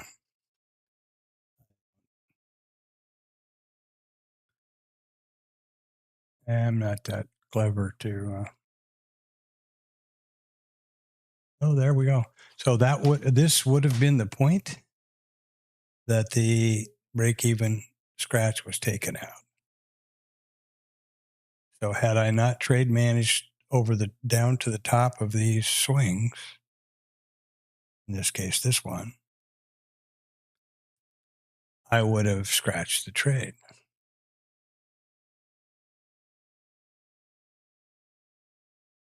You know, and of course, if someone wasn't using the risk management plan and the risk neutral plan and was just following a more retail view, you enter here, put your stop above the swing high, and you'd still be in the trade. But that's risking, 6-7 points. Pretty expensive on two trades.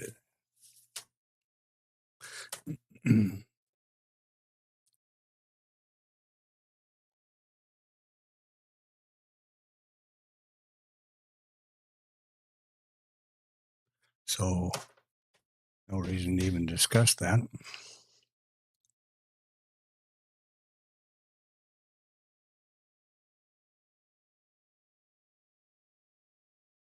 No reason to even discuss that.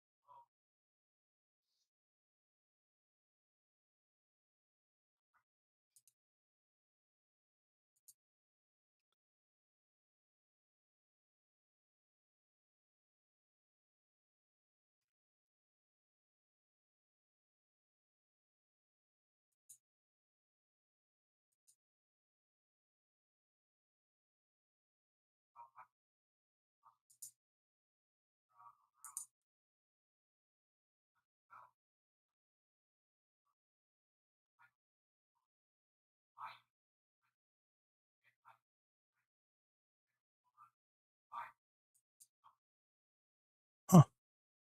Haven't seen that in a long time. That used to happen all the time.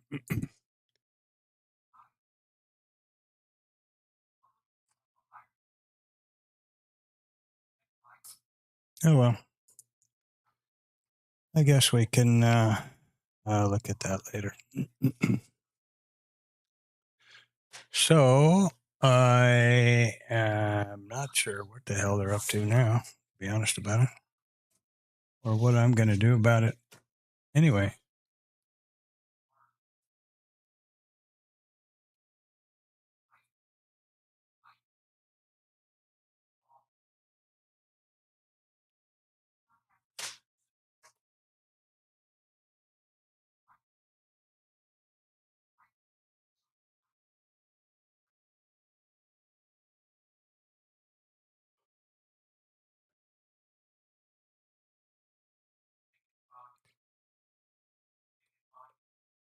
This is very definitely not an entry in my view. This is a middle out. This is the POC. Trading from the middle out is the classical diddle in the middle. Don't diddle in the middle. Other places call these asymmetric trades. Tom calls them mean reversion. Basically, you enter a trade down here, your potential is much greater than your risk. You could put a stop literally 2 ticks below here and consider yourself, consider that the trade has failed if it went that way. The ideal part about that is it's essentially the same as entering here and putting your stop above the swing high. The difference is you're entering ticks away from the low in this case, or the swing low, and not in the middle of outer space.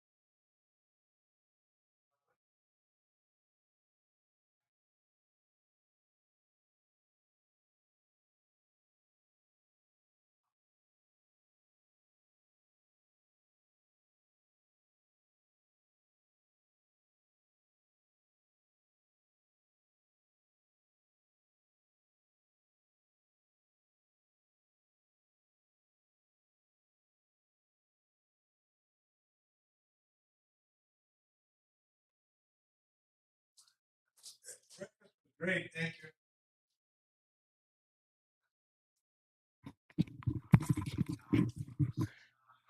So now, here we poke up to the high again. And this was the trade of the day so far. Not very spectacular. Just really frustrating right here. 1 tick. 1 tick. Actually, it looks like more than 1 tick when you roll into it like this. But when I was looking at it at the moment, it looked like 1 tick. So, anyhow, now we're in no man's land for me.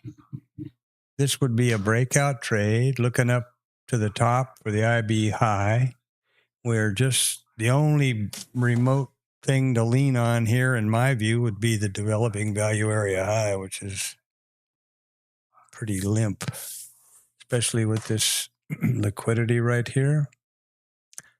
And, the minute I say that, it's going to go up to 26 or 7. So hitting into that now at any point here would be a breakout. And I am not in my plan. Maybe should be, but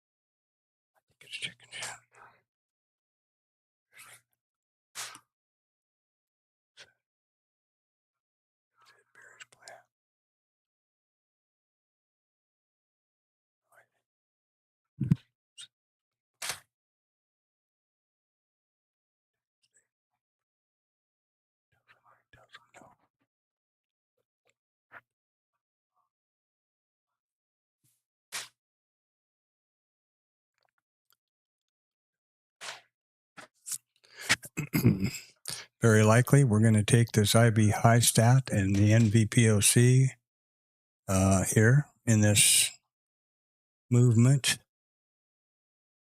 Where are we here? Coming up to 11 o'clock.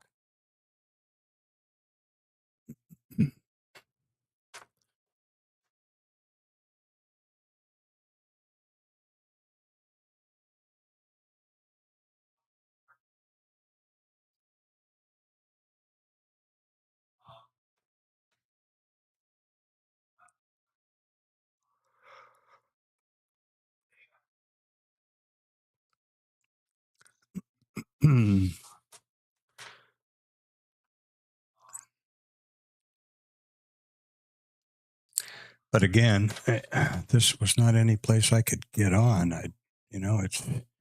This is the POC, so that's diddle in the middle. And even if you took it, that's inside out. Here's your first obstacle at a point. Another one here at that one. And here I go with that beeping noise again. I don't see any lags on IRT. I see no notifications on Bookmap. And I have no clue what that number is. Oh, wait a minute. Maybe I can trigger it with that.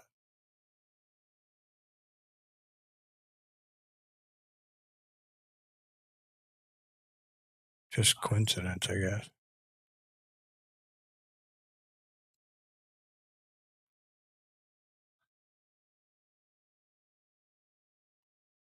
I don't have any alarms set here that I'm aware of. Possibly this was a mean reversion back down. It would have been sufficient scale for sure, but kind of hard to take that with this big pile of liquidity and the IB high and the naked volume point of control. That's a lot of fuel sitting up there. And look at that. And of course, the second I say that, the bomber steps in and down we go.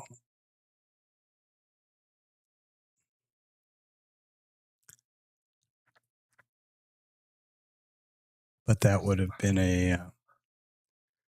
have been reasonable range, risk reward, structured mean reversion trade setup. That's the problem with mean reversion, is that you're taking it from an outside edge in, and where is that? Where's the outside edge? In this case, it turned around here, which is not by definition, or pretty much anything else, the outside edge. Turned around just under this liquidity. I guess it could be considered the reverse of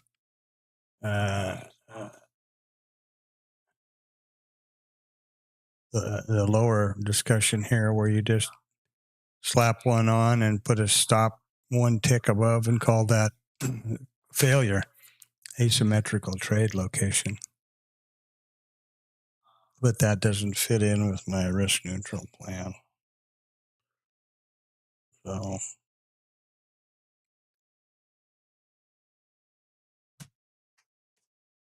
there you are.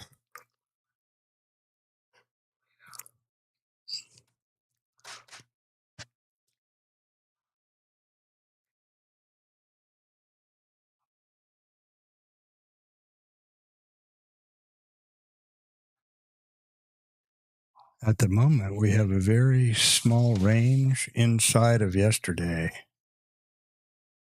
This is the micro composite. These are daily RT regular trading hours, RTH bars. This is yesterday, right here. And here we are so far today. So very definitely they're going to have to get the lead out if they're going to get some range extension and not be an inside day. And just looking at it, we're flopping around on the, holding pretty steady on the value area high of the micro composite, the high volume node.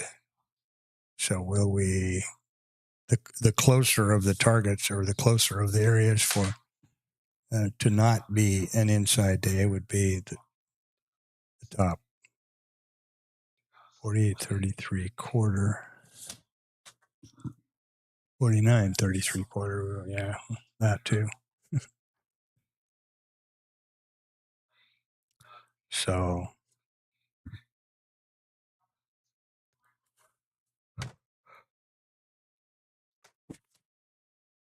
this mean reversion trade is working out just swell. Here we are reverting to the mean for almost 10 points, 8 points.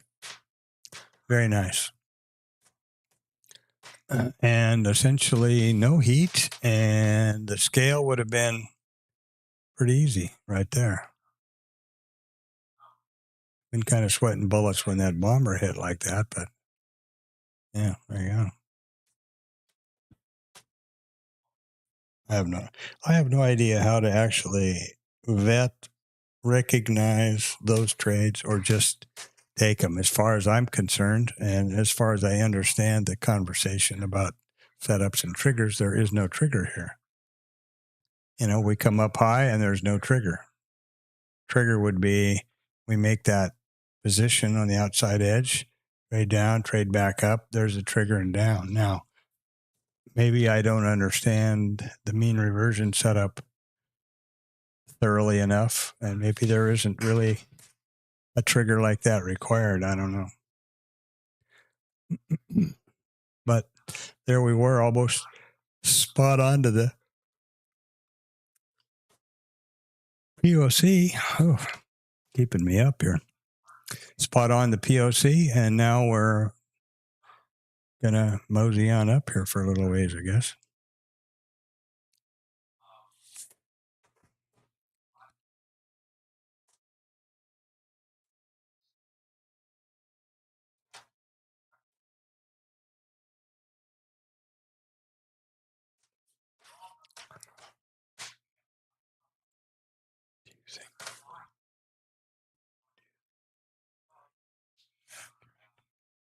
I'll just turn the server off.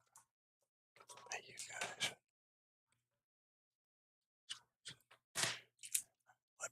Please record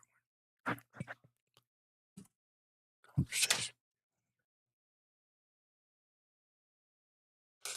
Well, my opinion is that all they do.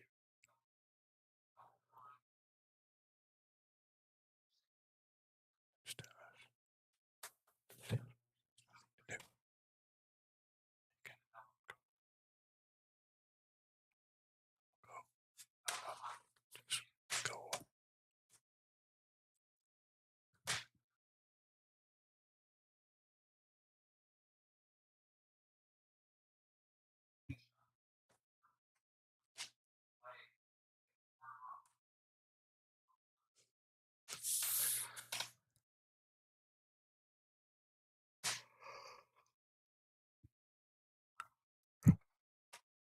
Well.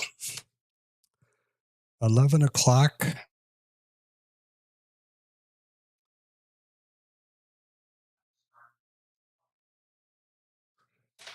Be taking this first school run delivery at 12:30. So I will continue the stream as I think I've decided to do now, so that I don't have an instance where I come in and have a few moments to look things over and see a potential setup for a trade, and then not take it, because I'm trying to be very vigilant about recording everything on the stream.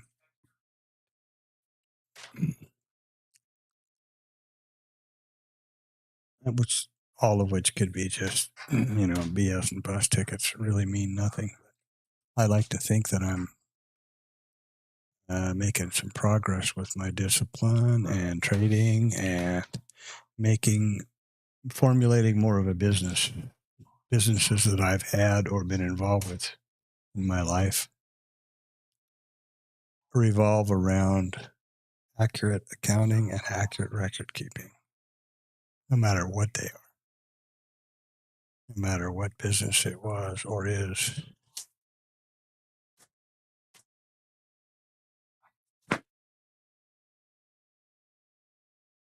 And especially with the concept of the statistical business, because you need to know immediately if your statistics are changing or if you're not following your statistically driven setups. So I think it's real important to do that.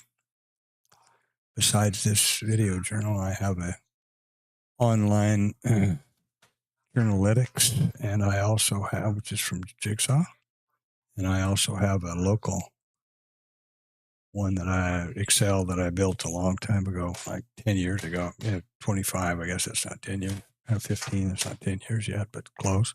And I've just done a bunch of retweaking on that, all in an effort to be able to identify the positive edge around specific setup criteria, and then apply the law of large numbers. And here we go, out to bottom for the bottom end. Oh, baby, I be low. Why, Why did they suddenly feel the need to do that? Right down to the developing value area low, to the tick, and back up the other way.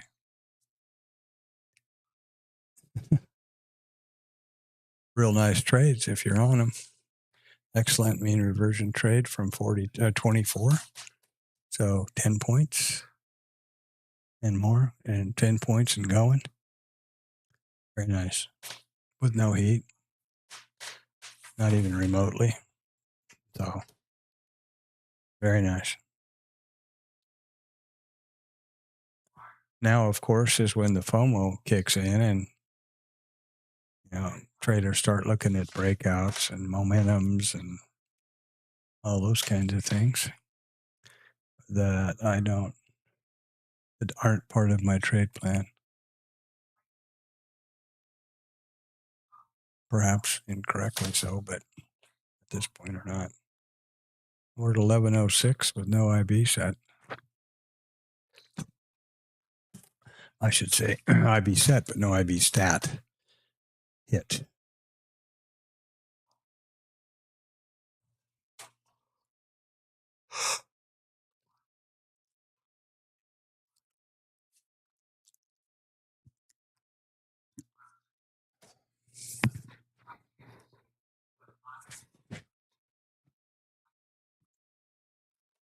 Oh, there we go. There we have the IB low. So there was our stat. Taken right there. Boom. There we go. And what a lovely mean reversion trade that was, all the way across the range, almost. From 24 to now 8, damn near 20 points. Very nice. How would I have gotten on that? No trigger. No setup, really. What's this? This is testing up to testing up one run below the liquidity and the IB high and a naked volume point of control. Fuel above all of that.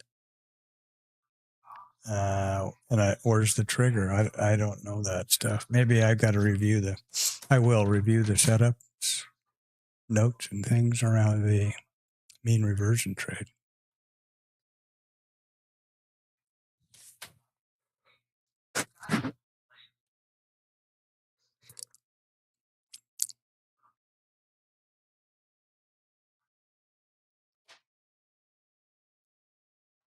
Don't know why I was Busy looking over there, but sorry about that.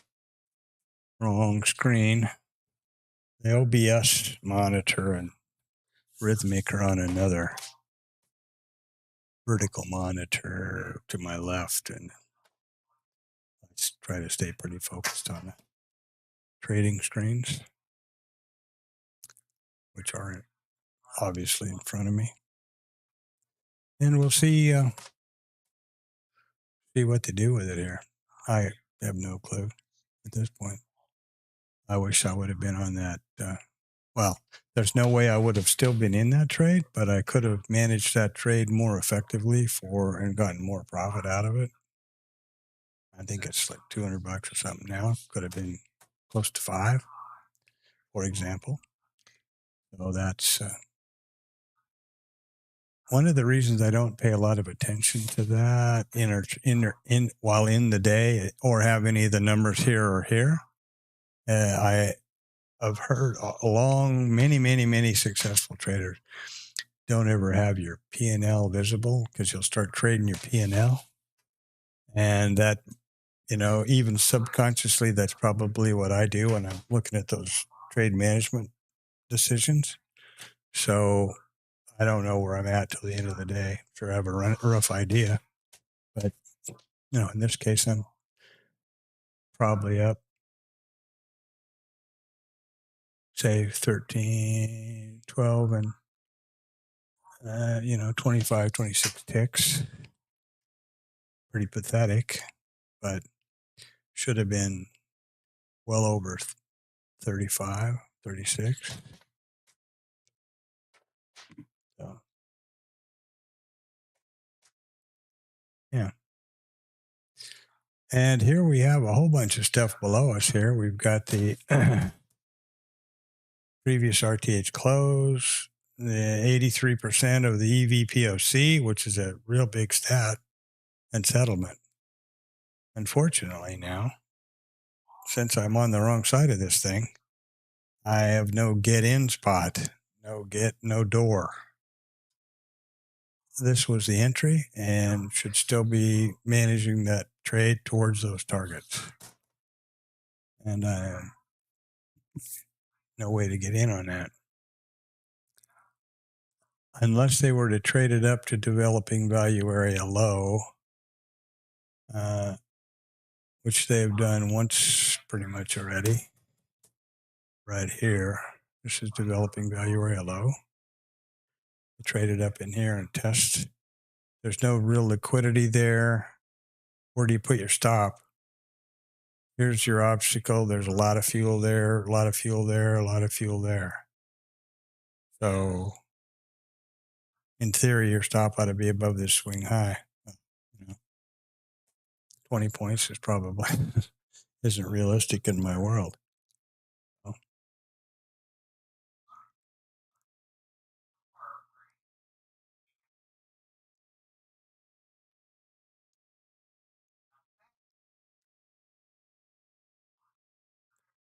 Yeah.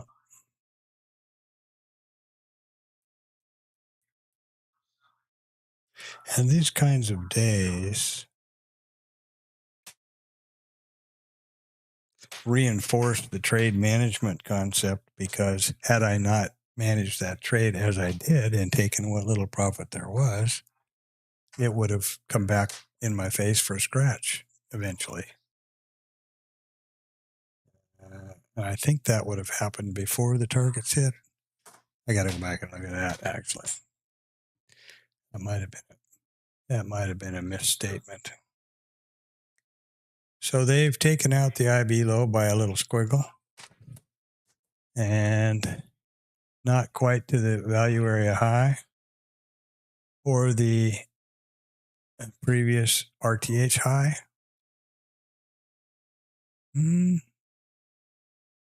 RTH low, I'm sorry. Yeah.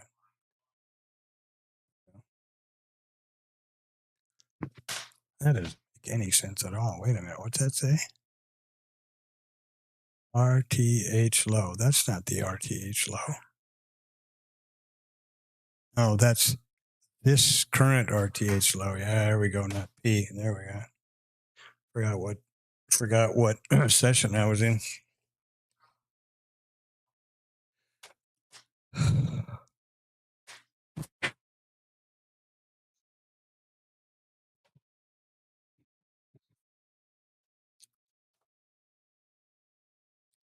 Let me see about that if I can get this over here.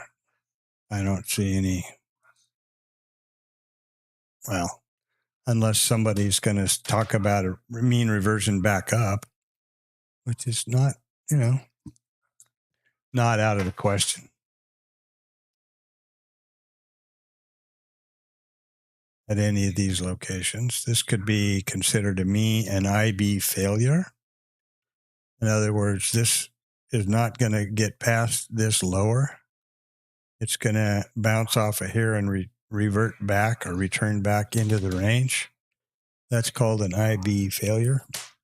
And this daily context is rotational. So that is a viable trade. And that would be it's a mean reversion trade, obviously.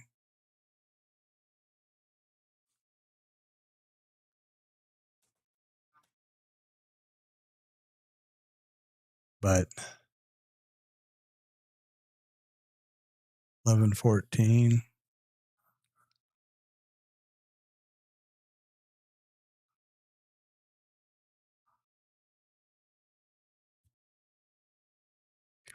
I don't know where I would consider that. Where's the over and under point? This microstructure consolidation and this mini VPOC right here, is that it?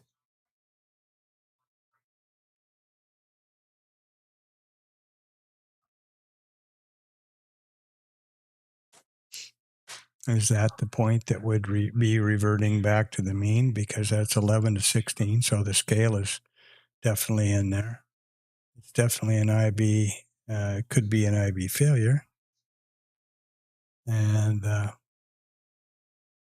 I'm almost tempted to put that on late.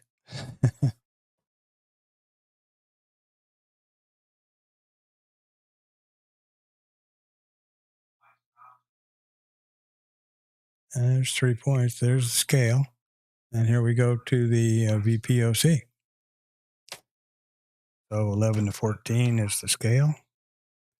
Risk neutral now at developing value area low, which was definitely the obstacle. And if they get accepted back in that value, it's highly likely they'll trade it around to the other side. Mean reversion. Or at least revert to the mean at 16.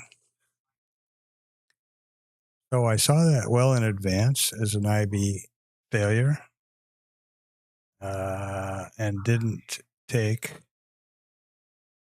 essentially the trigger. I would be risk neutral, and now looking at a scratch. Well, let's see. A trade location in here would have been 11 quarter, so 8 quarter. Top would be down here. That's not too bad. That would have been a good asymmetrical trade location because the stop would have been below the low of the day. So should listen to myself, I guess.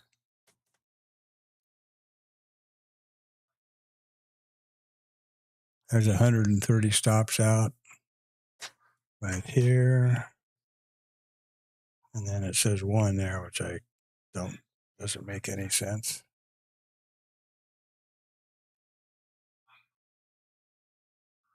$102 and then 2. Is that exhaustion and looking for higher? The trade would have been this one. Or this is the trigger where we trade back to but don't get to this level and then turn around. The problem with that is you're only looking at 1.5 points or so to this congestion area here, consolidation. it does qualify to the scale and then on to the mean reversion or the POC. So I think I'm starting to have terminal analysis paralysis here.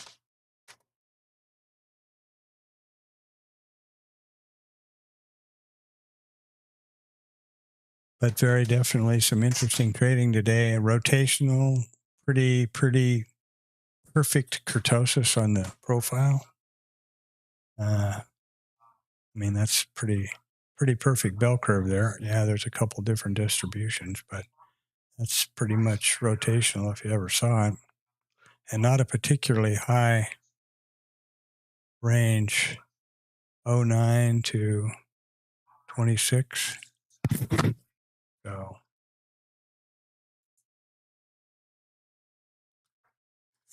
yeah, that was a good read on my part for the IB failure, but hesitation. He who hesitates is lost, right? And in this case, that's real classic. I would have been scaled, risk neutral, and sitting here looking for higher ground with the worst that could happen is scrap. So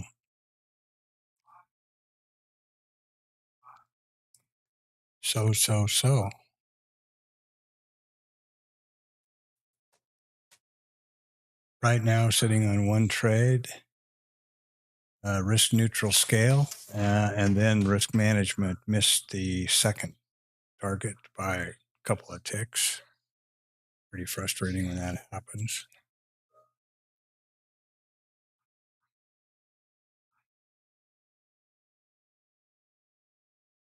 And here they come back to the IB low again.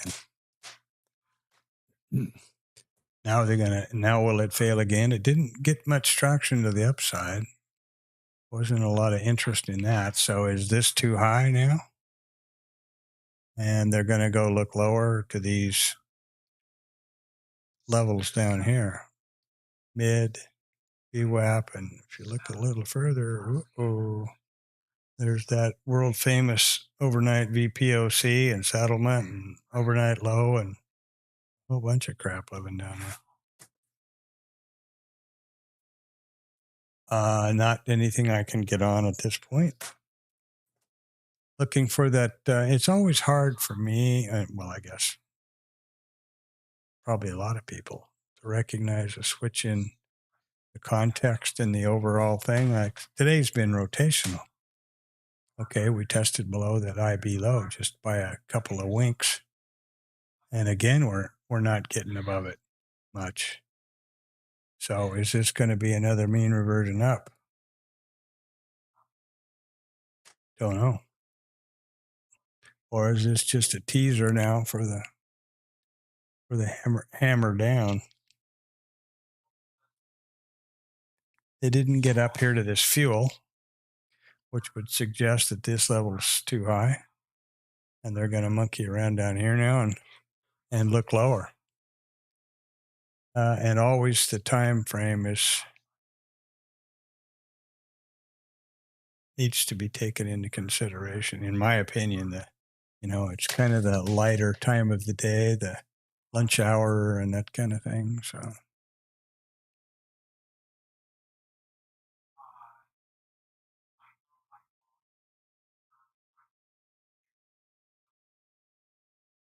This seems to be this micro volume here. I could lean on that for the IB low and get it to rotate back up with the IB failure. Seems like that's what it's going to do again.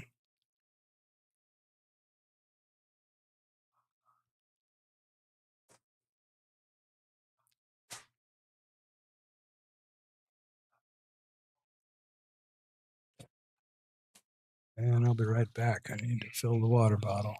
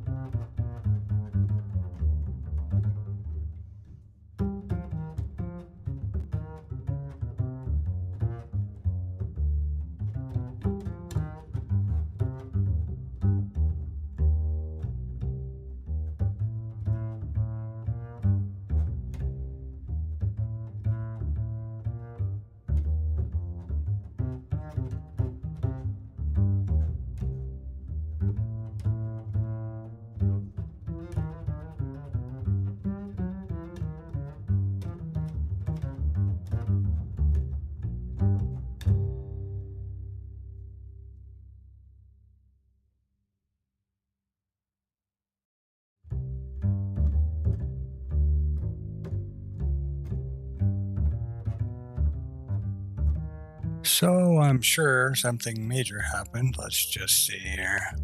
Yeah, it looks to me like we finally made a decision about that IB low.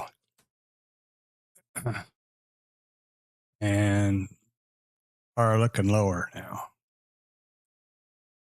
We've still got this. We did take the IB overnight mid, but we have this. The highest stat of the day is the highest single stat of every day is the overnight Vpoc. It's always in the 80s. Well, highest stat 80s, high 70s. Single stat. Taking out the IB high or low, the overnight high or low. Those are always 90s, but it's one or the other. The stat of which one specifically, are never that high. So we bounced the mid, trade up to our developing value area low. Have they decided to extend the magical mean reversion back up here to our POC, mid, and VWAP, which are all just completely stacked on one another? Looks like that's what the plan is. We're now to developing value area low, which has been kind of a line in the sand a bit. Was here. Here. Looks like it's going to be here again. The bomber steps in.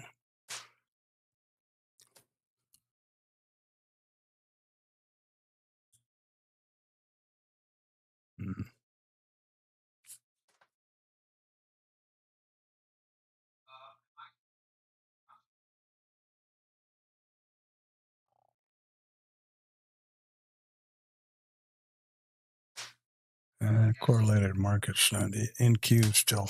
Oh, wait, what time is it? 11:28. We got a bond auction. Our note, 7-year note auction at the top of the hour, 12 o'clock, I think.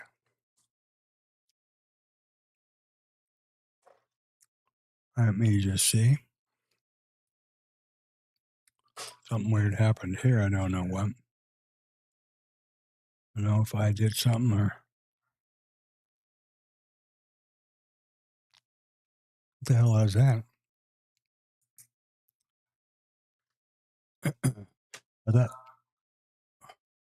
Why is that happening? I see Tom's little picture down here. Oh, well. Glad I'm not recording it. So, here we go. Yeah. Yeah, there you go. Will we have an IB failure now? And take it lower.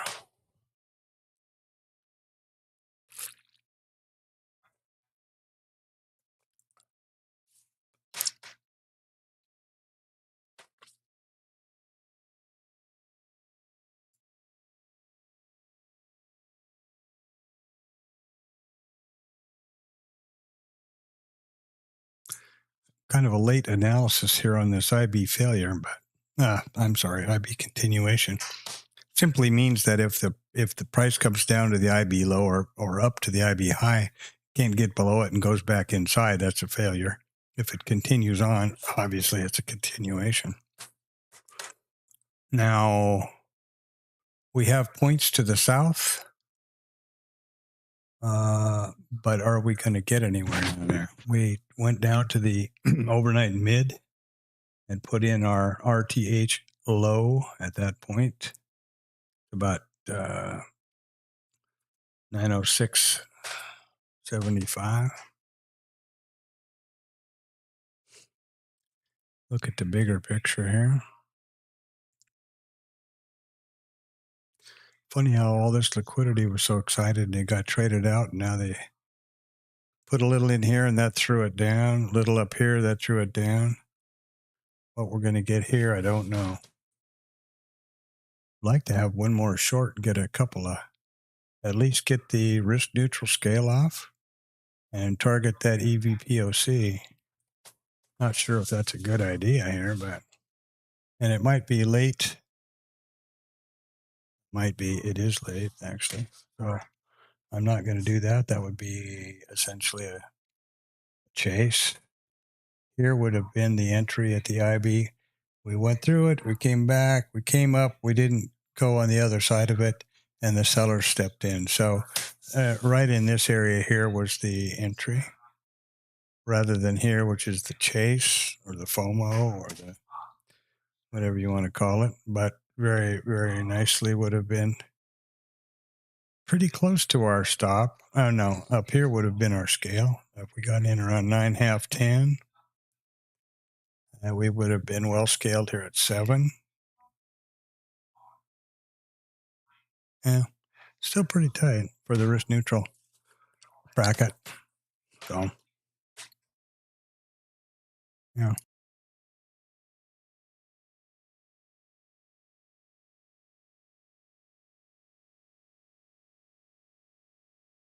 Trying to be very mindful and very disciplined on range, risk reward setups, resisting the FOMO story, even though this looks like it's going to go right down and get that EVPOC. That you notice how the liquidity jumped in here? And now they're going to look at the EVPOC, sure as the damn world.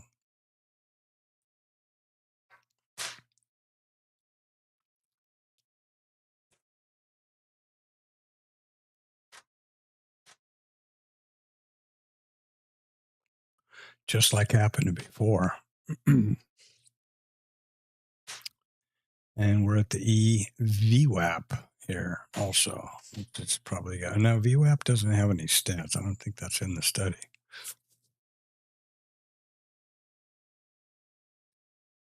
Not a pullback per se, not really a entry point that I can see. And again, okay, enter here, you're at 575.6, right? And 3 is 9. So where the hell is that? There's your stop. You're below the swing high. You're below this consolidation. You know, that doesn't make any sense at all to me. This test of the value area, developing value area low here. Obviously, if you got in just ahead of the bomber, you're feeling all brilliant. But the retest back up to the IB low and essentially exhaustion, that I think qualifies as a setup that should have been taken. So how do I account for that?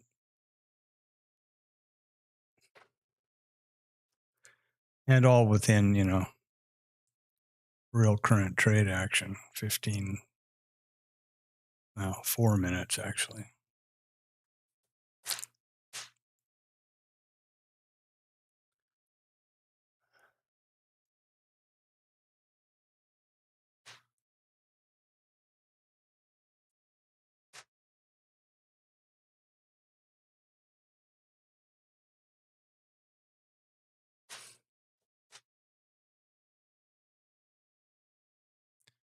Right here at the bottom of all this liquidity.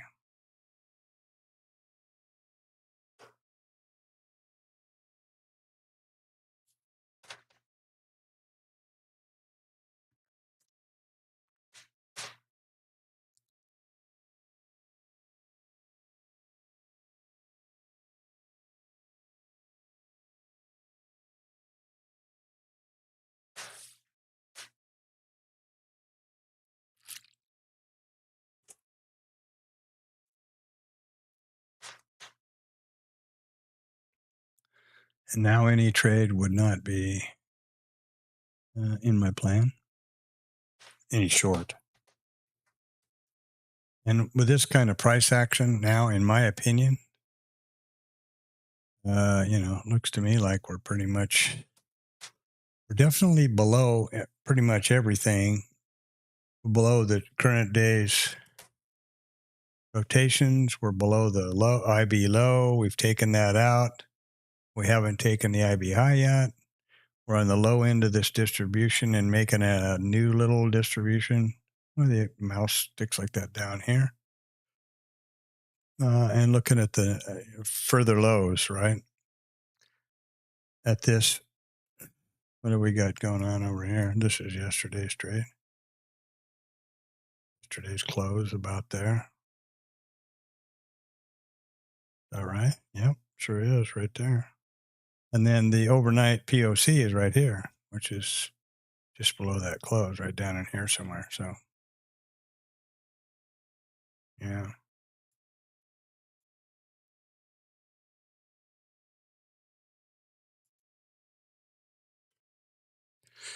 Yeah. Missed opportunity on the IB retest for the IB continuation. For sure. Right here. Test up to that IB low and sell off. Here we go in the overnight mid now. You know, as this grasping at straws, and where there's no range for the trade. This is 6 and this is 5, 475. Well, that's a point and point and a half, 2 points from the entry, spot on entry to the first obstacle. So that's a no-go showboat for me. Got to have the first scale well within the entry to and ahead of the first obstacle. Then it's all hunky-dory.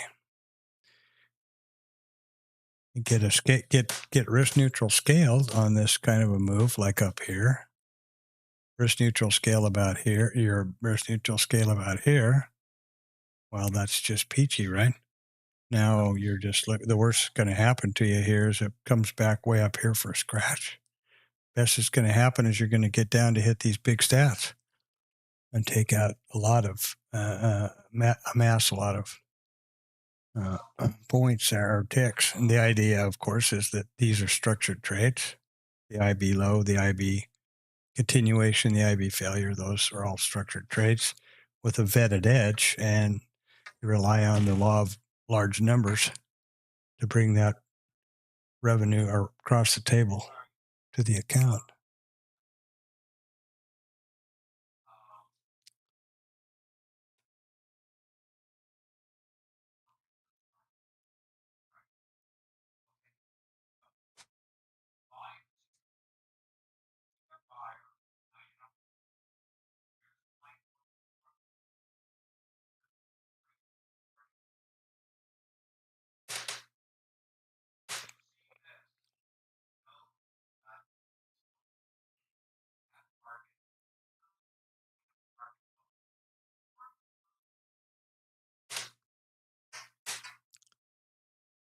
And I don't have anything about the overnight mid.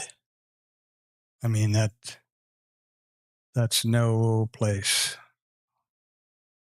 It's out in space as far as I'm concerned. It's a target, and this is a target, and this is the best target of the day so far. But it's this entry location is no place. And if say you short right here and you're smack on, 3 points is up here. You're well within all of this noise, and could get back up to that IB low and take you out. But, so that's those are things that mitigate my desire to enter at these locations. And fortunately, I've developed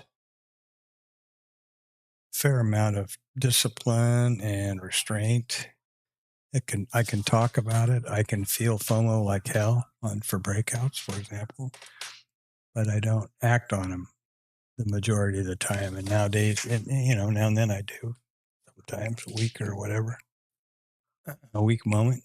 But I have setups that are error. So it's error breakout, error execution, error FOMO, and those are journaled that way.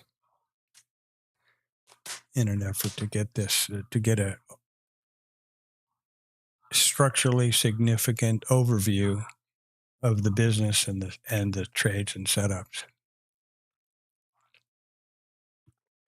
The thing I've noticed the most is that the setups, even that have a good edge, it's the win risk reward ratio. Like, for example, the trade I took this morning, a tick or two from that target 2, which is 24 ticks. So that's a total of 36 ticks on the trade. But I only ended up getting about 12 and say 14 or 15 ticks. Well, that's risking 24 ticks to get half of that.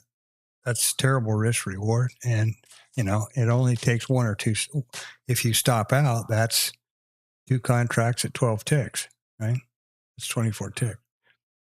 If you don't have at least 2 to 1 or a 1 to 1, a 1 to 1 ratio, I guess the best way to say this is a 1 to 1 ratio that is the best trade plan to go broke, or to at least just struggle for a very extended period of time, because it's 1 step ahead and 2 steps back. You take 1 stop, that's 24 ticks, bang, or 25 in this case.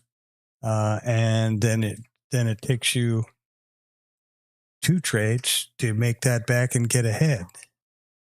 So I've got to increase the target on that, and more than just a fixed target. That's where the concept of having your structured trades vetted, so that the win expectancy. And then what the setup is, and you are anticipating that well in advance and picking out your targets.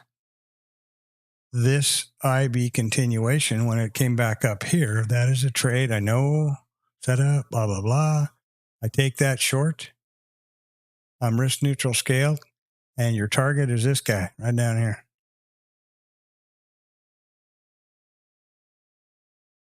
$15 points.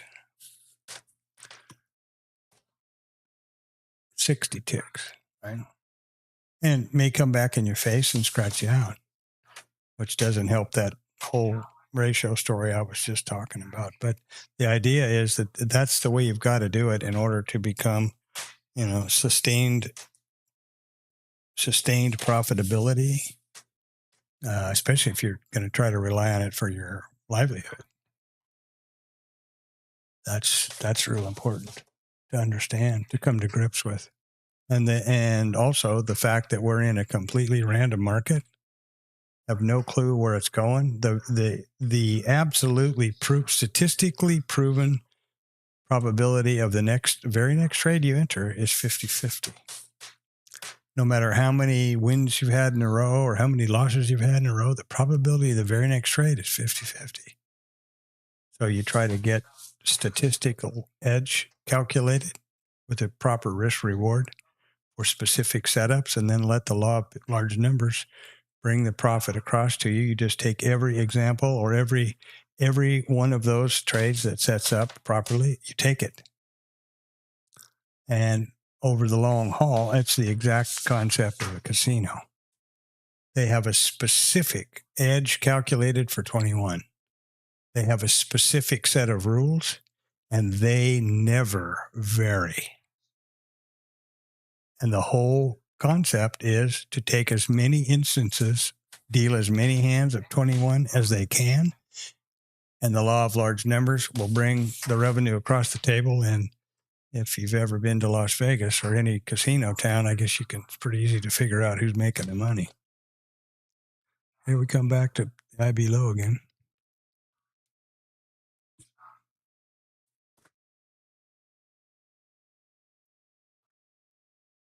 Pretty easy to figure that one out. So I think I'm on the right track with this concept, which I've been trading a long time, but this is relatively new. Idea of risk management and treating trading strictly as a statistics business. But it really resonates with me. And there's a bunch of other people that I'm sure don't feel the same way. And, there you go. Scalpers. The hell, all they're doing is trying to scalp out a handful of ticks, basically riding momentum or breakouts. And so what's the stats? I'm sure no I'd be amazed if any scalpers got statistics. How the hell would they do that? So nobody says there's a right way or a wrong way to trade. You just got to figure out a way that resonates best for you and refine that and do it. And that's what I'm trying to do with this because it makes the most sense to me. I've been up at good times and bad times, trying to just wing it, trading momentum. I think this is going out. And another real important concept that I'm picking up from Tom and Traders Lab, whatever, is you don't predict, you anticipate.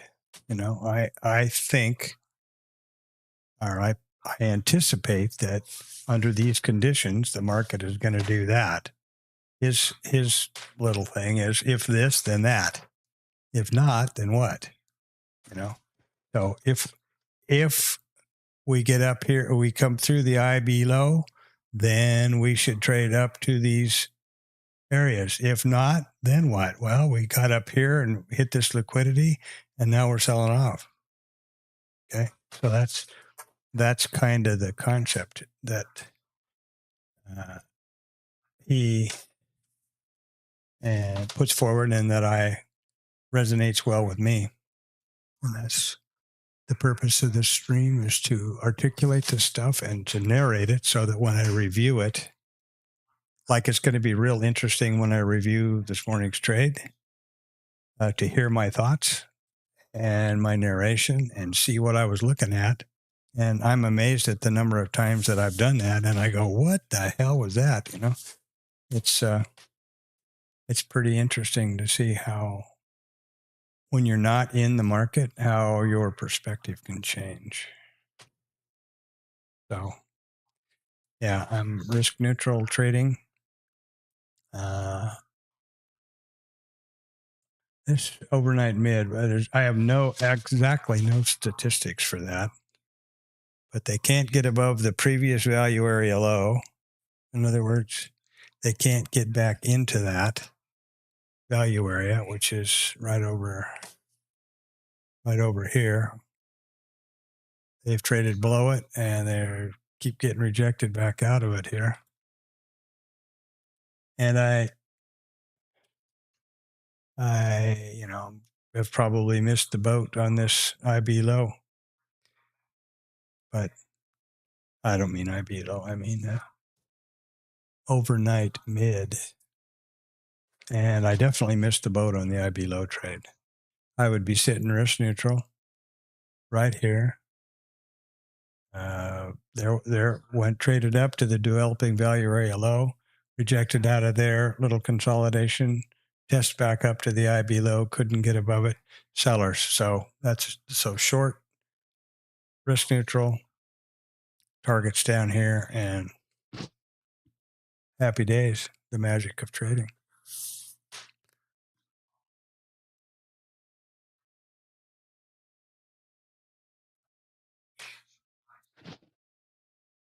What a different complexion a couple of ticks makes, That's so funny. First trade immediately went to risk neutral scale, straight down to toward second target within a tick or two, and then turned around. What an amazing difference. And then comes the complexity and the confusion, or the decision making that needs to be done around trade management using a trailing stop or whatever, which I think I've probably talked about enough earlier during that trade.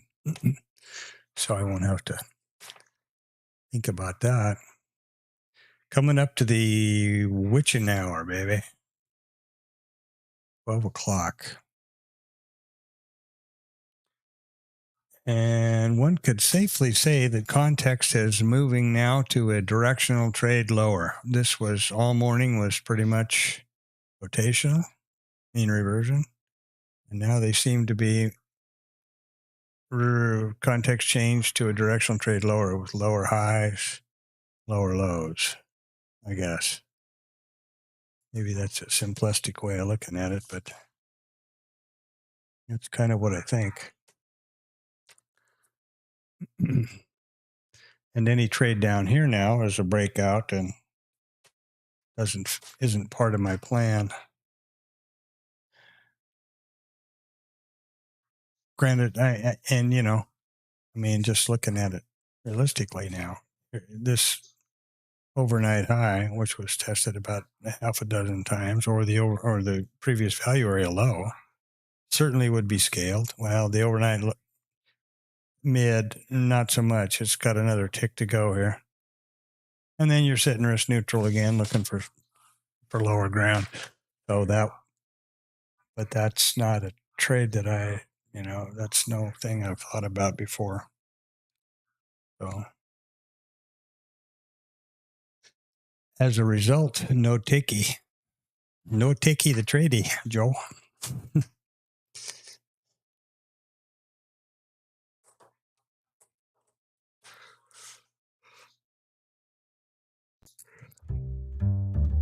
Listen to a little walking bass here to kind of take the edge off the boredom.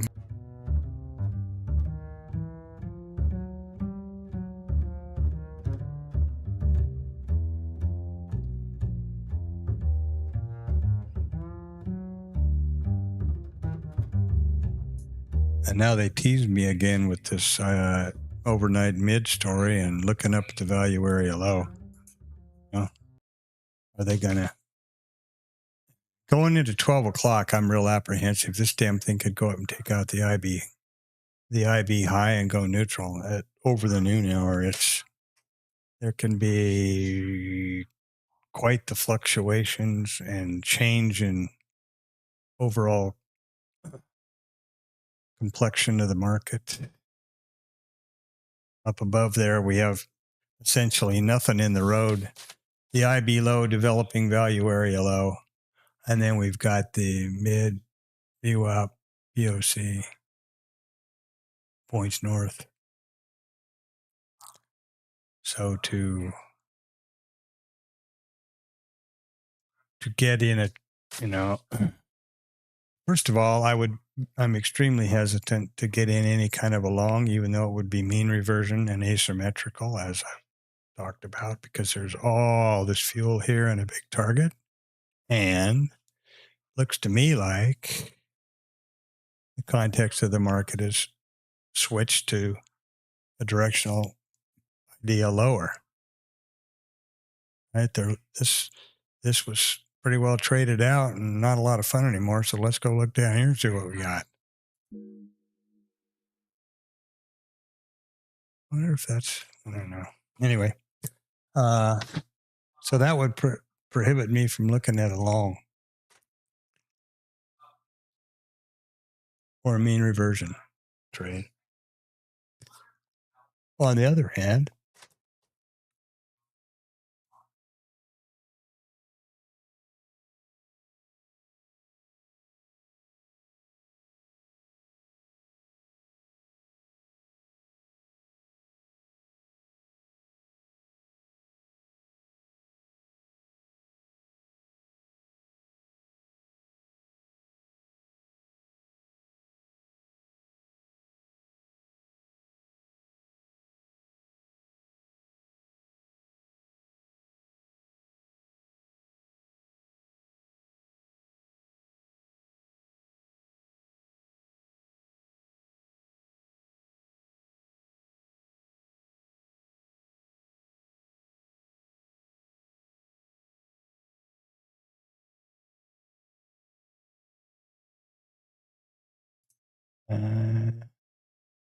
not sure how long that mute was on, but anyway, so I would be extremely hesitant to take a long with all this liquidity down here and the big target. That's an awful lot of fuel. And we have mid, VWAP, and POC above. Now we're getting back up into the area of the value area low, IB low, and developing value area low, which might suggest an opportunity to go short. 7 to 4, just 3 points, right? So there's just a scale if it goes right back down to that liquidity. Probably not the smartest maneuver to take a trade where your scale is just above the low of the session or high, or below the high. Right? That's asking a lot, I think. I got to go do something here with my eyes killing me.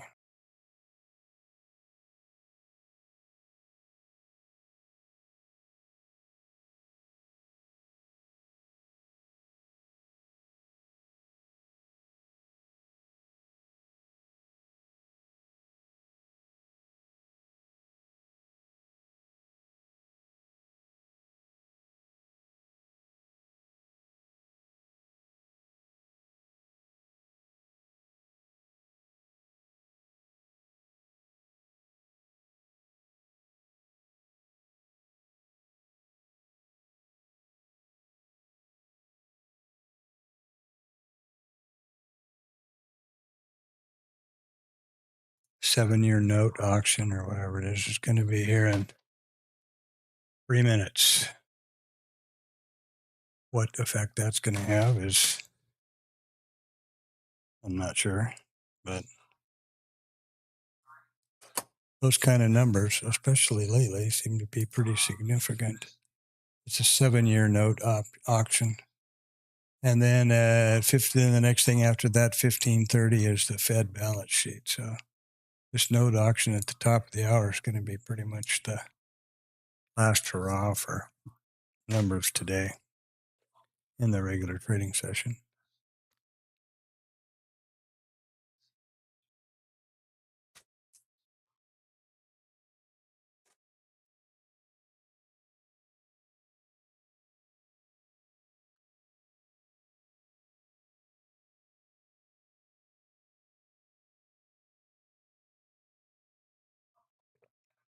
Okay, now, what are we doing now? Let's see here.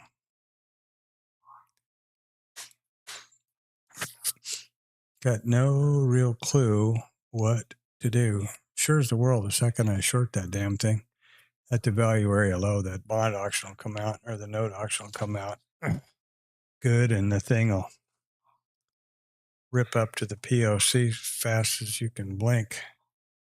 Faster than you can say don't.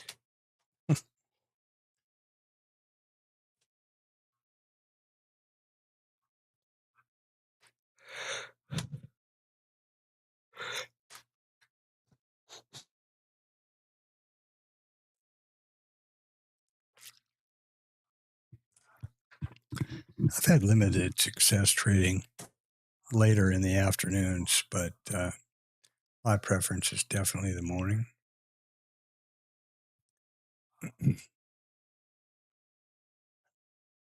NASDAQ looking for higher ground. Oh, and I got something going on in my eye. It's just killing me.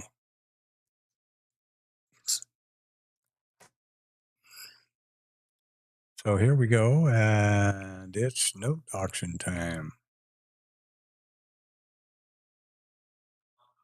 That generally takes a little bit for its effect to be felt.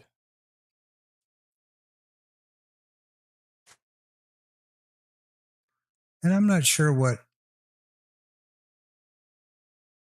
that note auction would do to this market.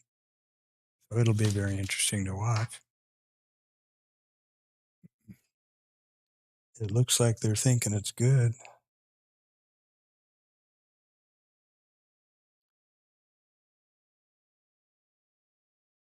I would suppose it's higher interest rates could restrict stocks and companies, and lower interest rates could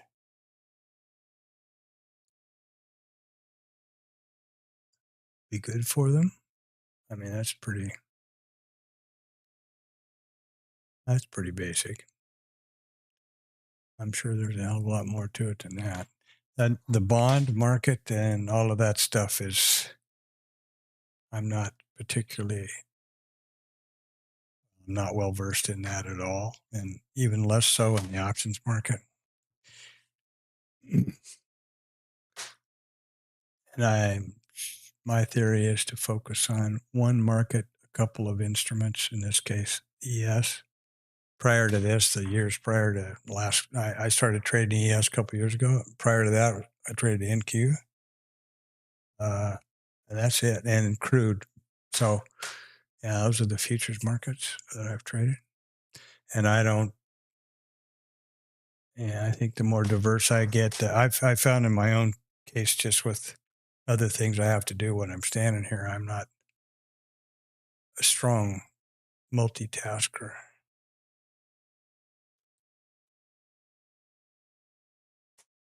There we go. I guess that's how long the auction took.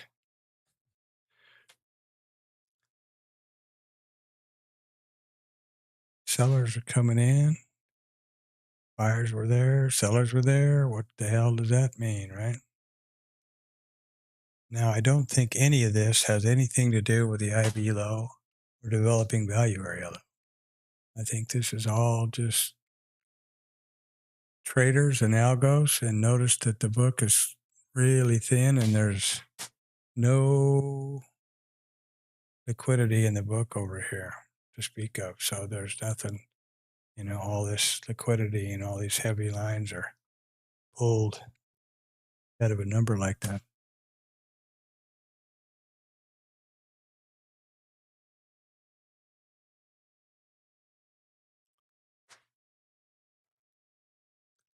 And yeah, if you had a crystal ball out and threw a long on, you'd be a happy camper.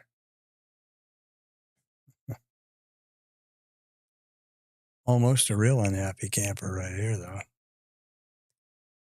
So probably up there and catch that mid VWAP and likely test the POC, I guess.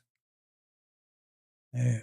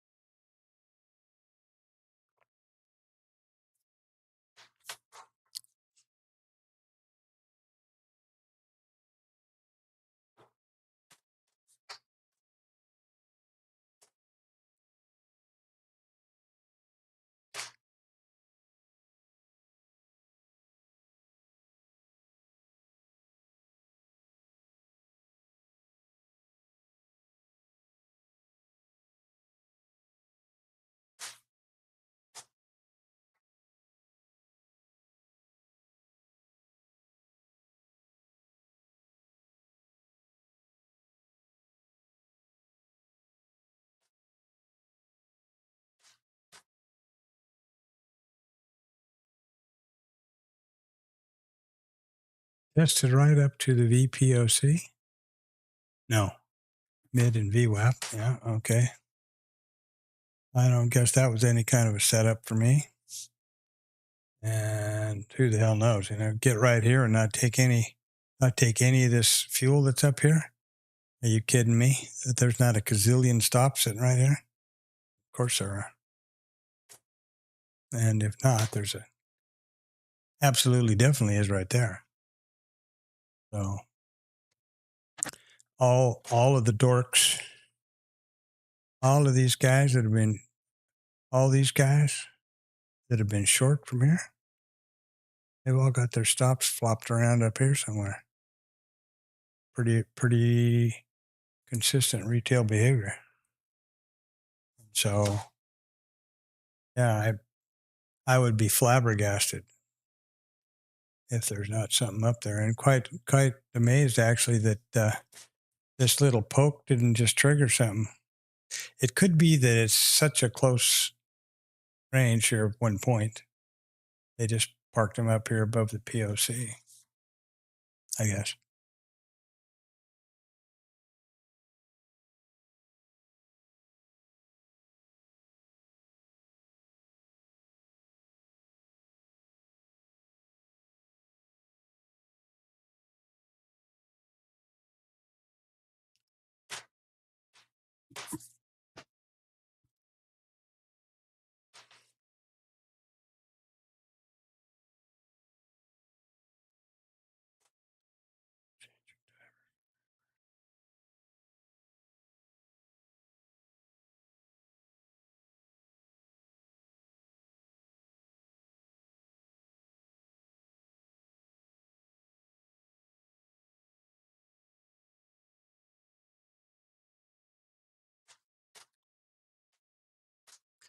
I'd be real amazed now if we don't get, oh, here we got the full session VPOC migrating lower. They won't be able to pull down the regular VPOC so easily. Or will they? Another thousand or so contracts, and this will migrate down here. Just because it's only the numbers. There's 16,000, and down here's 15 change, right? So all they got to do is trade a few more out, and this boy's going to jump down here like that one did. Meaning absolutely nothing for me because there's where's the hell's the range? Half a point between all of them when they're stacked like that. That's crazy town. And boy, if that isn't a quintessential diddle in the middle, there isn't one. Mid, VWAP, and POC, and full session POC, all going to be flopped on top of each other within a couple of ticks. Still a little bit to go here for the regular session, or this session POC RTH to pull down here, but not very far. It's 16.1, and up here there's 16.7, so they got to get about 600 contracts, and boom, down she comes.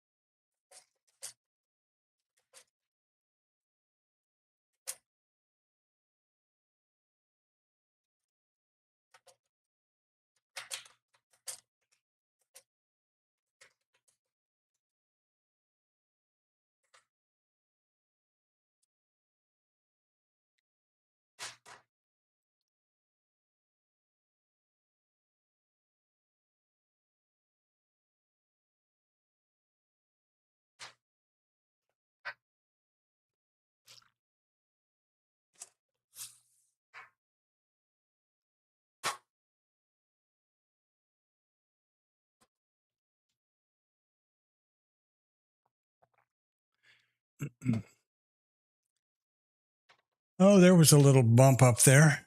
I took out a few stops. I'm just completely amazed that that's only 15 stops. 15 buy stops traded above the full session VPOC, the mid, and the VWAP. That's crazy talk. And then come up here to test it again. It beats the living hell out of me how that could happen. Now they're back down at developing value area low again. Well,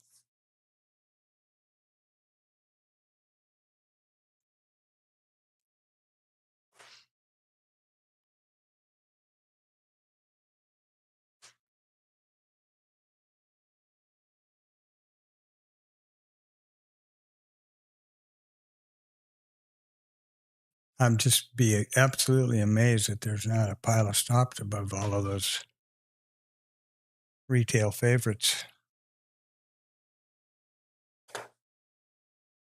But you never know. You never know.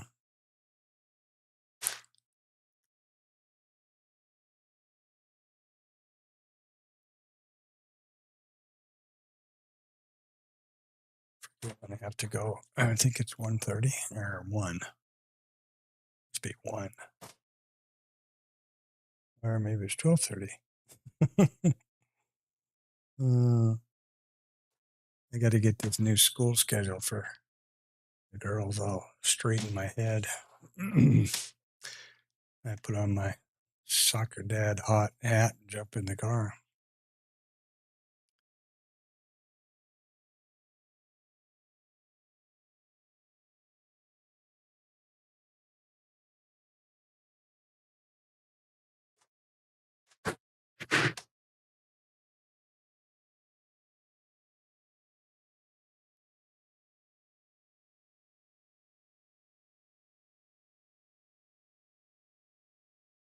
So it looks like my concept of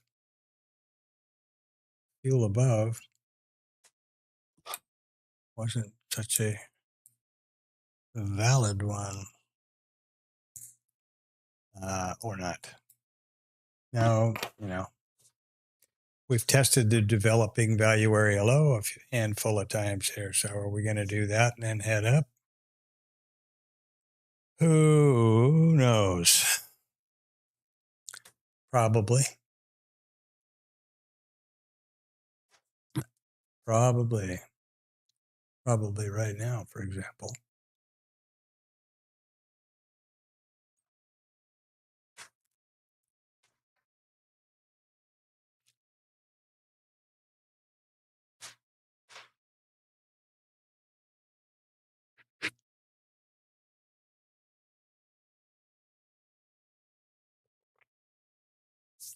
Typical behavior is short coming from the bottom on mid and VWAP, and coincidentally, they're exactly on top of each other. So, and this muted yellow is the full session Vpoc, which is right here. And this brighter one is the current session Vpoc, which is right this session. This chart is the volume profile for current session or current RTH session, and this is for the full session. So yeah, look at there. Jumped right up there and tested that and then sold right off. I'm completely amazed. I have no clue what they're up there.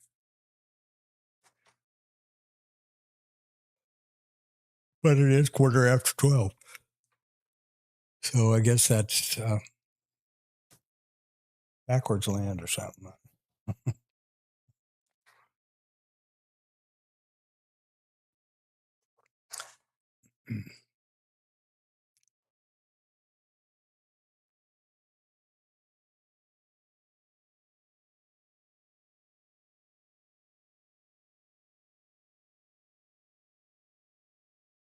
I suppose there are folks who would think this was a trigger right here, down and back up to test mid VWAP.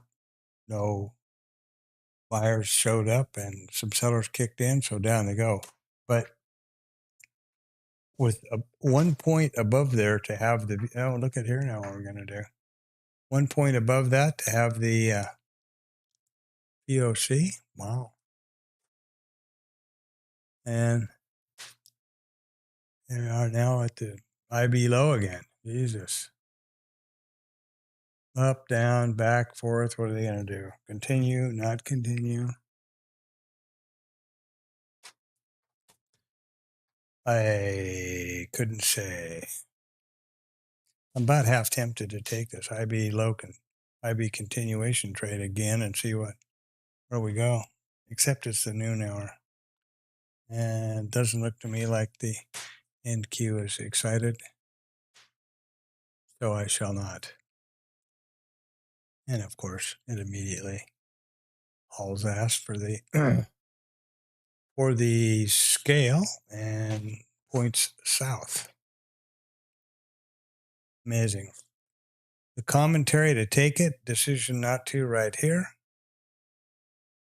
And now we're 10. So we're essentially, another tick would be scaled, risk neutral. There you are. And now you got the worst you're looking at is a scratch with targets below. So real poor judgment. Analysis paralysis, actually. Saw and called the setup. And you could conceivably say this is the setup and the trigger. Didn't get above it. No more sellers, buyers. The sellers stepped in. You know, it's all hindsight now, of course. RMT, rear view mirror trading, baby. Got to figure out a way to get paid for that. And then that's going to.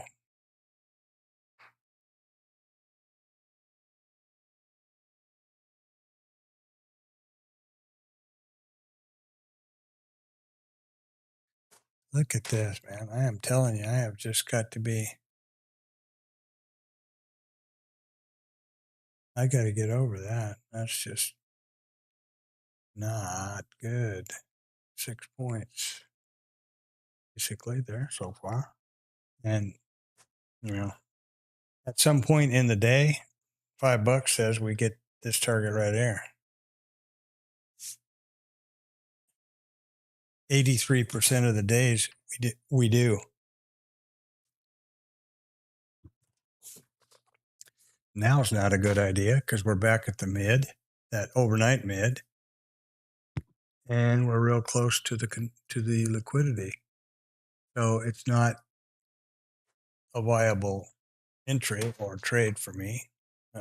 This, when I said I think I'll take this short, might be continuation. I don't know why I said that and didn't just hit the damn keyboard. That's pretty alarming that I would do that.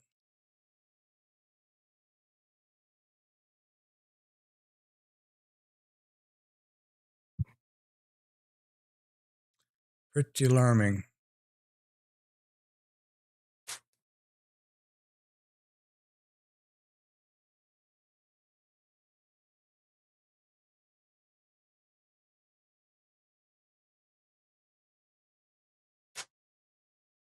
It will be interesting to watch them take these levels out. That liquidity is lifting off, not trading out as nearly as much as it might. They're stacking a little bit there. Somebody stacked a whole bunch of buy orders in there. I would say that within the next, certainly by 12:30, we'll be at the overnight point of control. That's my prediction. You don't predict, you anticipate, right? Boy, I'm telling you, that's really sucks.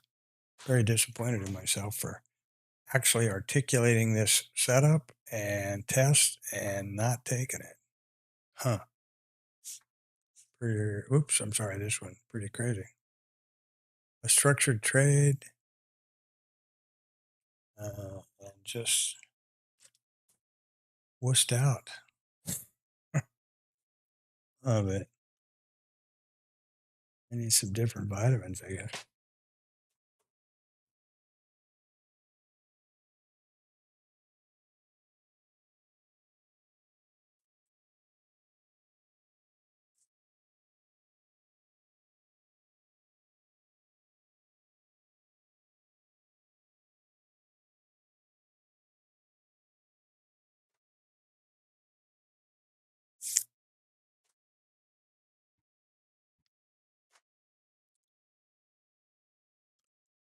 And these are all 10 pointers, these are 10-point trades.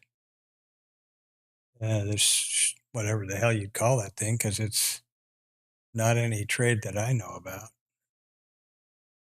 Again, especially with the POC right there. And, I would still bet my bottom dollar there's a bunch of stops living up there. But hey, it happens, right?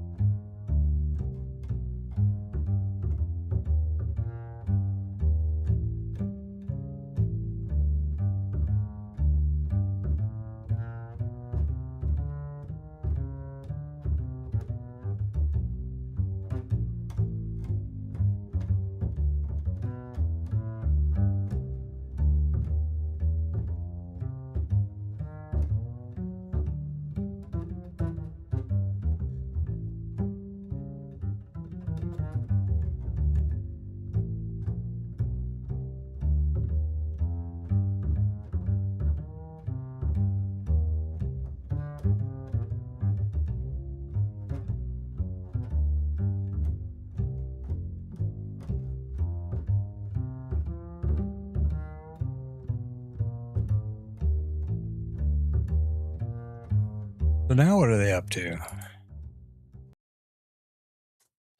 Yeah, that's really disappointing. What's today? Thursday, okay, the 25th, January 2024. I will have to redo this, not redo, but add the chapters for the timeline to this stream tonight.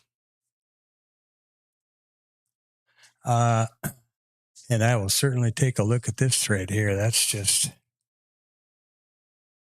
boy, calling that and not taking it. Damn. Good thing my daughter's not here. She'd kick my ass.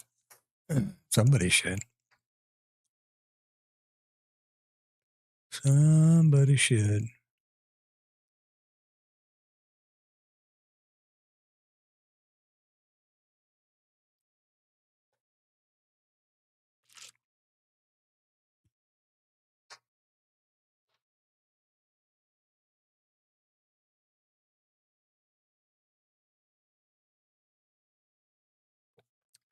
And here comes that EVPOC.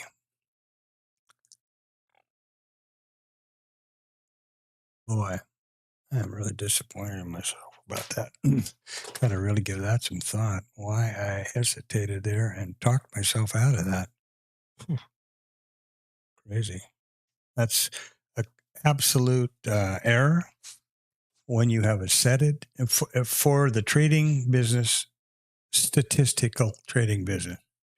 You have a statistically proven setup. You take every damn one of them that present themselves. And the advantage is you have the idea to anticipate, the ability to anticipate them, because here you're coming down, right? Here you're coming down, you see that IB low sitting there, and you're thinking, okay, are we going to get a IB failure back up? Are we going to anticipate the IB continuation to points south? And there's the targets. All the classical pieces for a properly run and executed, properly run statistical trading business and the execution of one of those trades. And I didn't do it. And even went so far as to narrate it and call out that I was likely to take it and then not. Wow.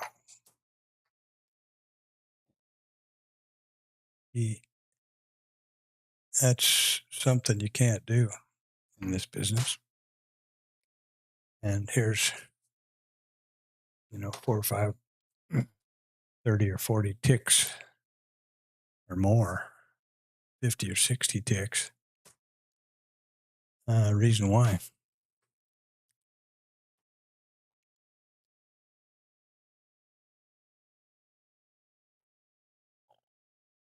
40 anyway.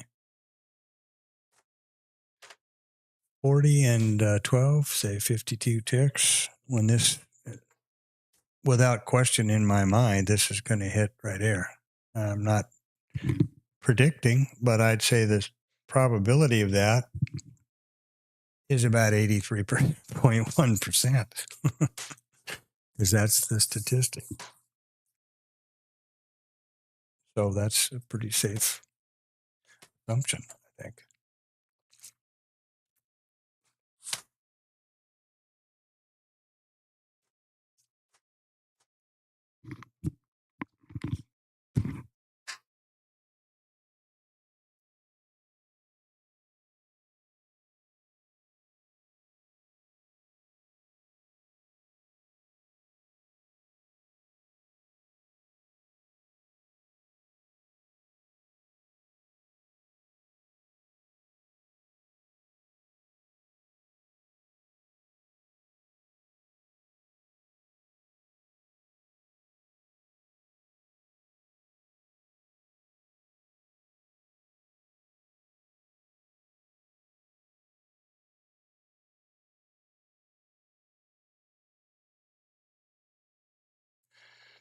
All right, I've been informed that the school run is at the bottom of the hour here, so I'm going to leave the stream on, obviously.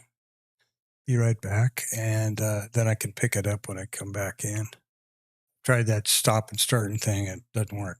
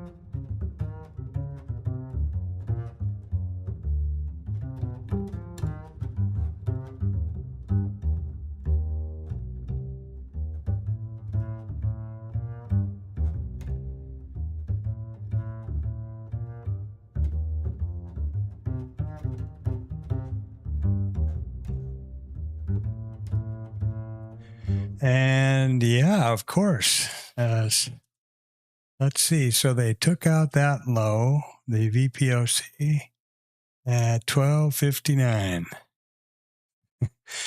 Timing is exactly flipping everything, isn't it? But I did I anticipated exactly correctly. Let's see if any of the rest of my stuff here would have been correctly. Well, so here was my IB low test, and would have been that I anticipated and did not take, stupidly, targeting here. So I would have left to here on the table. Oh, I'm sorry. Here's the target, yeah, and then below it would be this target eventually.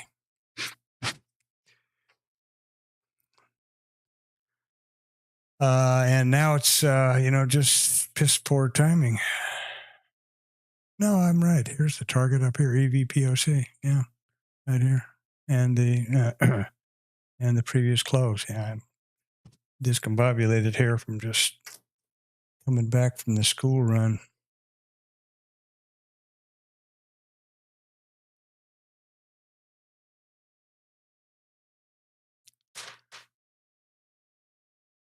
Yeah.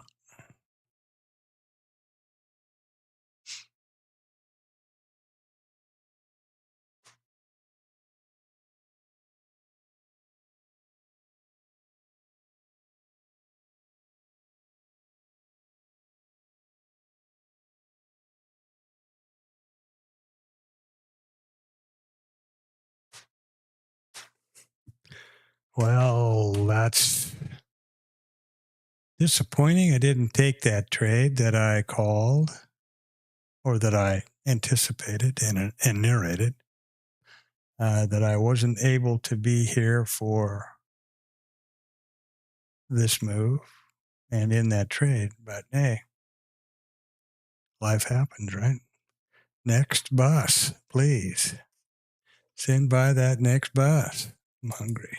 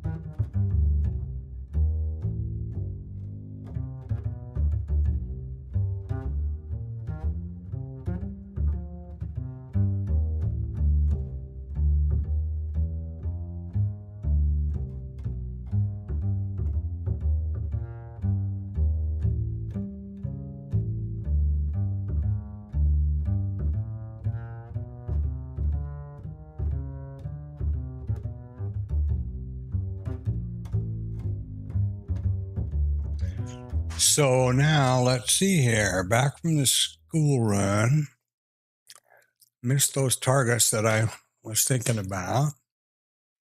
What are we going to have now?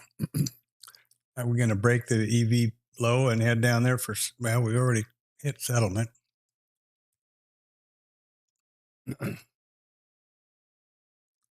Thought the only target left down below is the overnight low, I guess.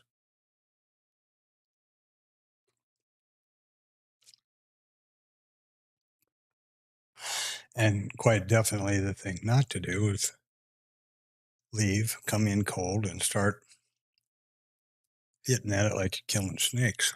And I will not do that. I'm still disappointed calling that trade out, seeing the, recognizing the trade, anticipating the location and the targets, and then not taking it. That's just beyond lame.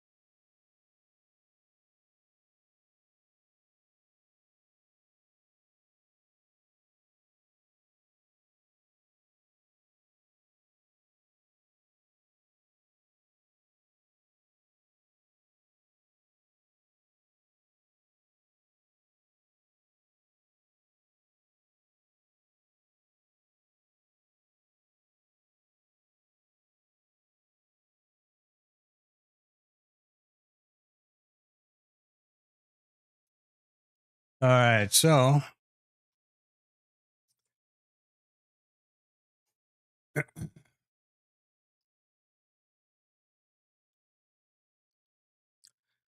what? Okay, pretty much all the areas that I'm normally looking for are Osterspiel there. To all this big pile of liquidity that was hanging out above the EVPOC and the close.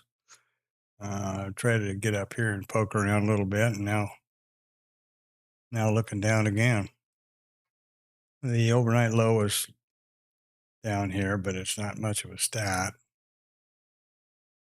I'm not real sure. NQ is pretty much a sell-off. I mean, if you just look at here we go. What direction is that going? Same thing. Here's the NQ. So I'm guessing the markets are headed down. Here's the composite, micro composite. So it's, in the middle to lower yesterday's range. Don't have a predictive clue about which way it's going to go. No clue. But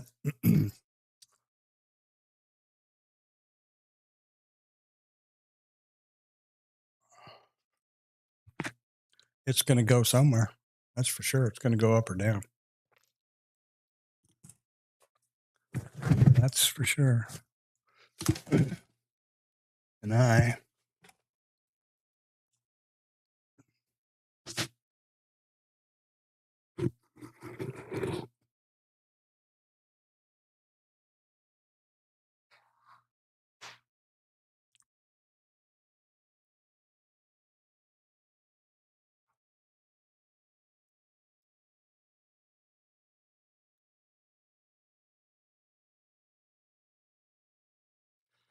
so I'm not real sure what to think about all this foolery here.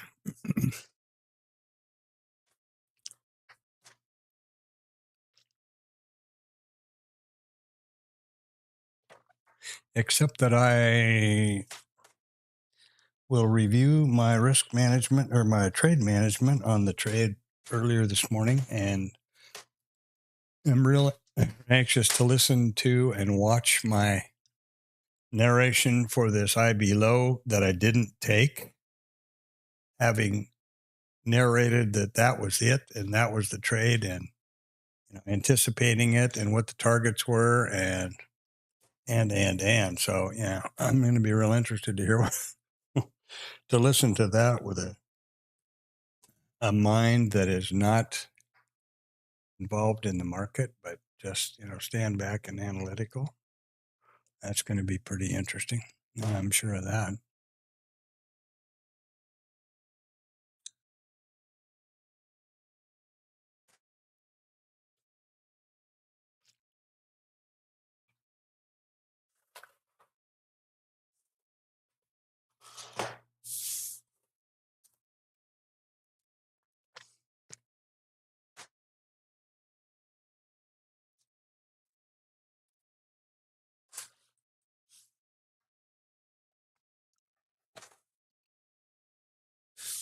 What was I going to do here? Oh, yeah. Updates. Check for system updates. Okay. Better say up to date. Oh, you got to be kidding me. Okay. Now is it going to need a restart again? That's going to be totally piss me off. All right. Pause for 7 days. There we go. I'm going to actually do that over this weekend now. So that should be no more problemos.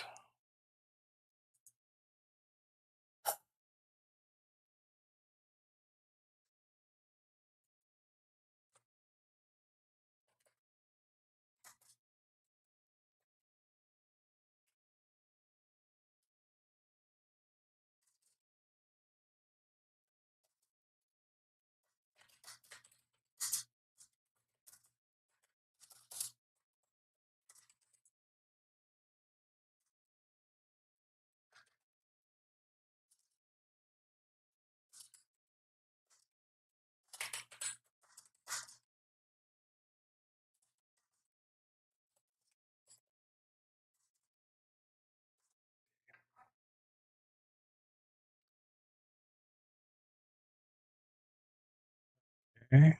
Mm-hmm.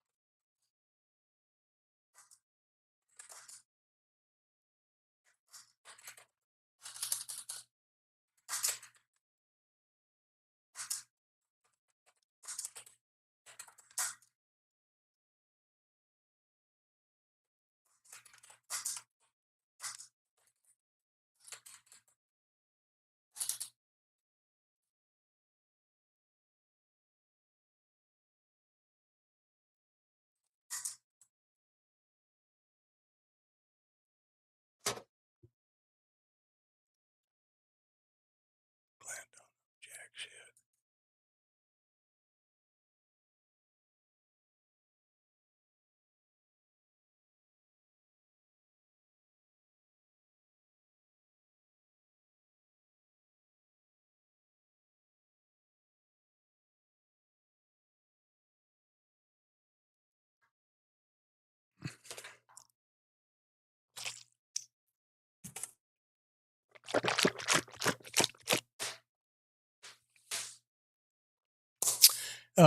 Oops, I was typing and not paying attention on another machine. Sorry about that for myself and whoever else. Now, yeah, a lot of fluffing around on here. Mid and VWAP have pulled away from the POCs, so that's a pretty encouraging step. Right here.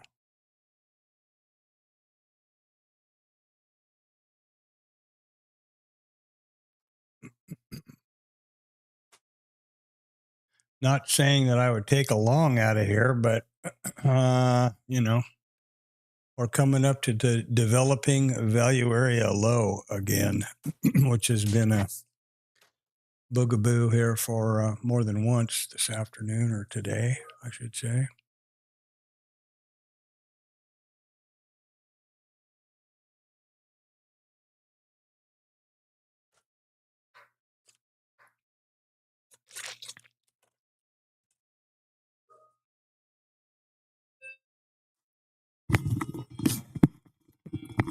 Doorbell.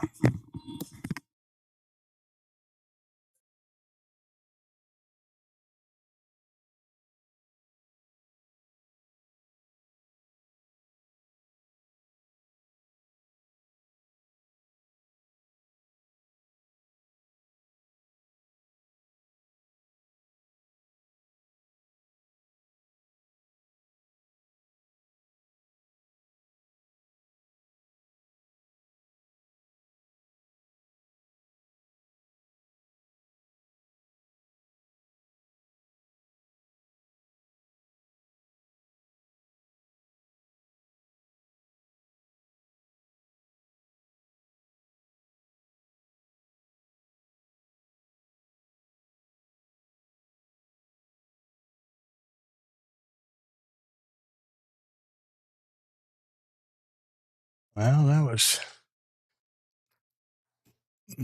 that. Doorbell ringing and surprising me in the silence here. Developing value area high. They're going to stick it into value now and get some traction north. Wow. Don't know.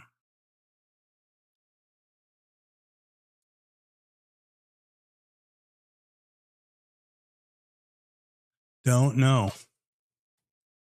This has definitely been a downtrending afternoon, so maybe the context has switched around a little bit.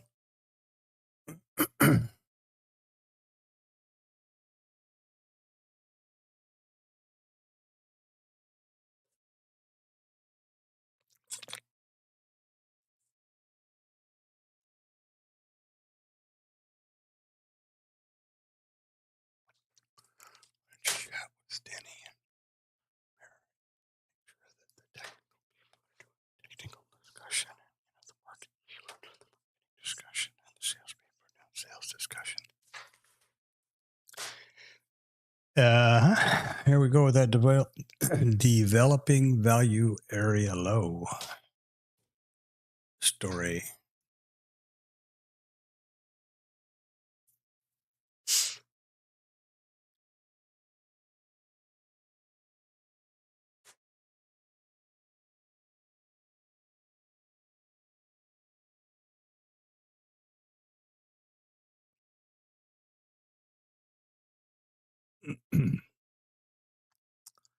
And apparently, at least so far, they're not being accepted in value. That value is the participants don't consider current value to be viable. Now, I need to look this over closely. Is there a trigger and a stop somewhere or another here? See 47 out here, a couple sellers, beeply boppity boo. I don't see any stop. I don't see any exhaustion here. I don't quite understand why it's not throwing a number up here. And then down.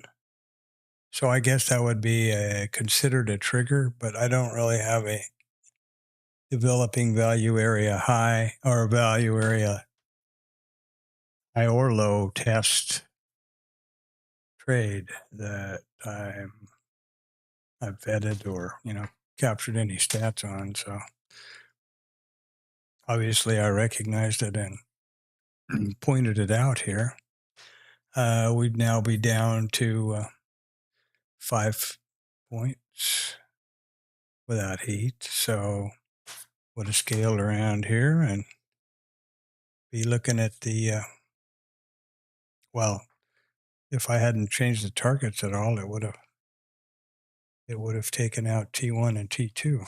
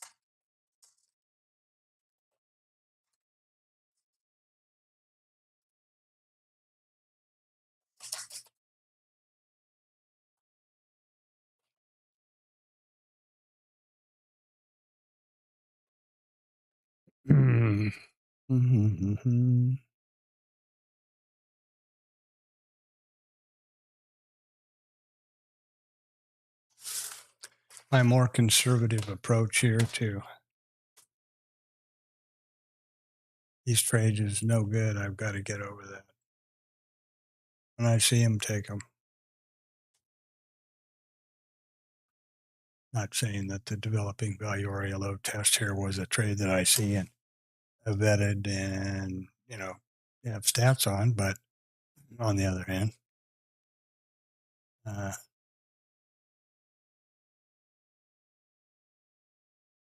the IB low, I'm sure would.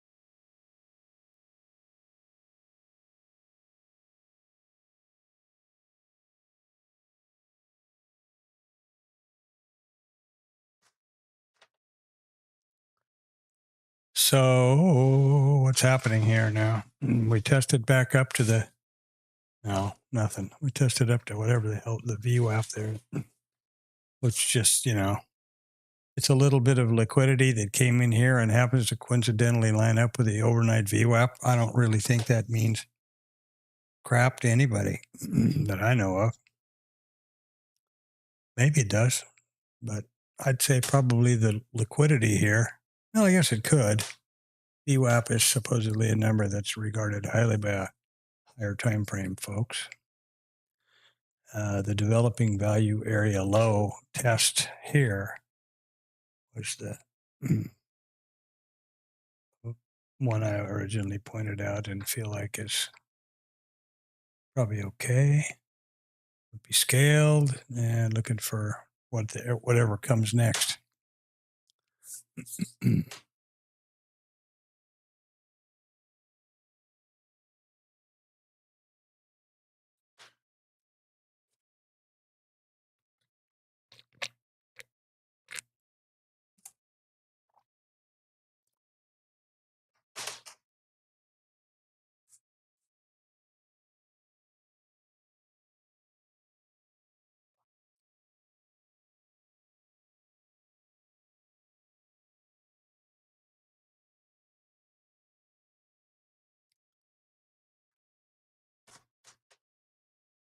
And here we are back at the overnight volume point of control. My.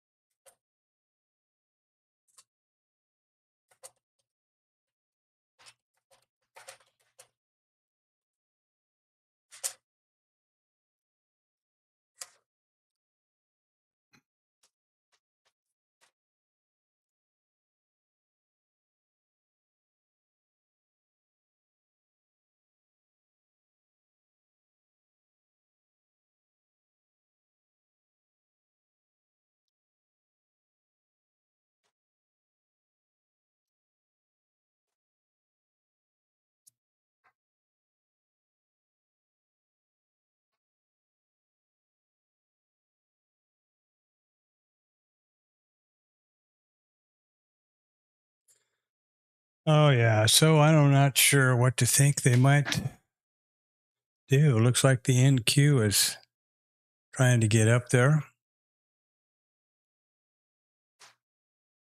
This is a point where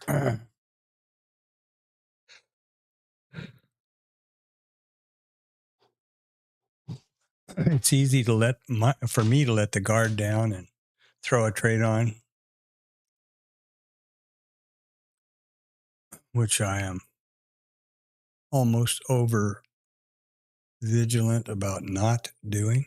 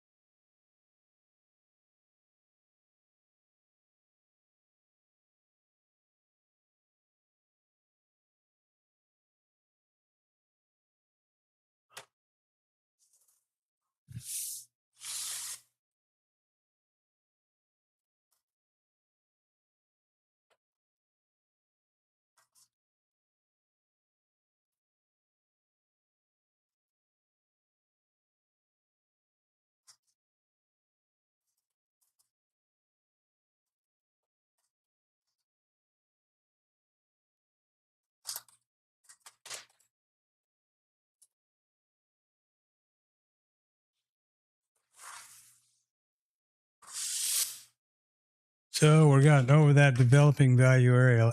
Well, we're not over it, but we're back at it. Developing value area low. And maybe now they're going to look at 2 o'clock and run it up to the mid the VWAP. I don't know. Value area low from before. I'm sorry, developing value area low, and we still have the yesterday's value area low up here at 9.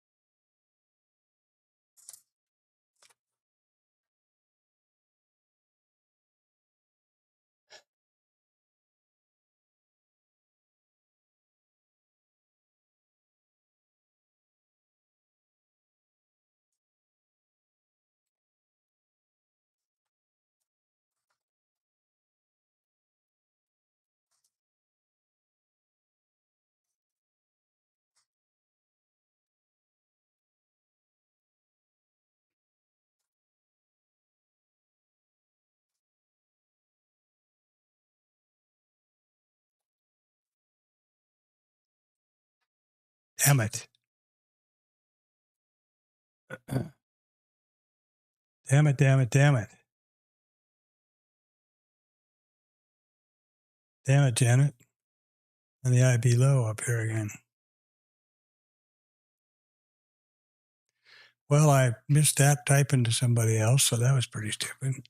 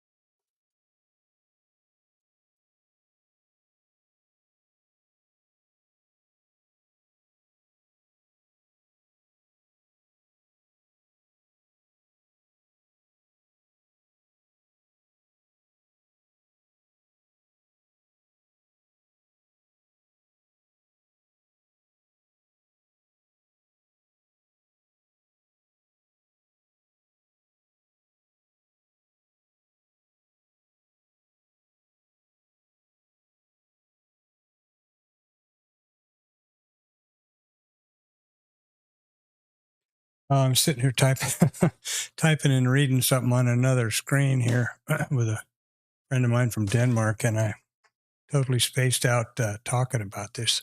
I'm real frustrated that I was busy doing that and missing this test of the developing value area low from above.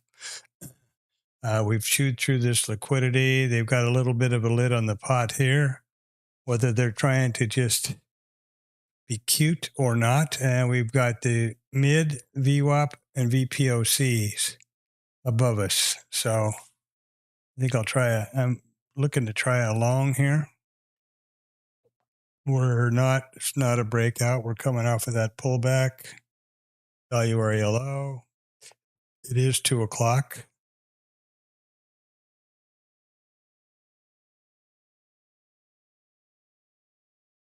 Yeah.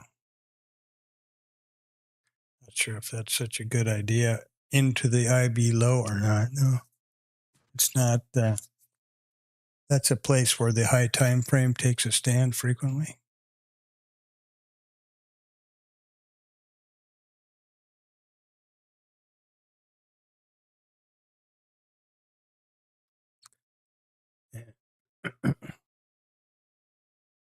Yeah, I got it.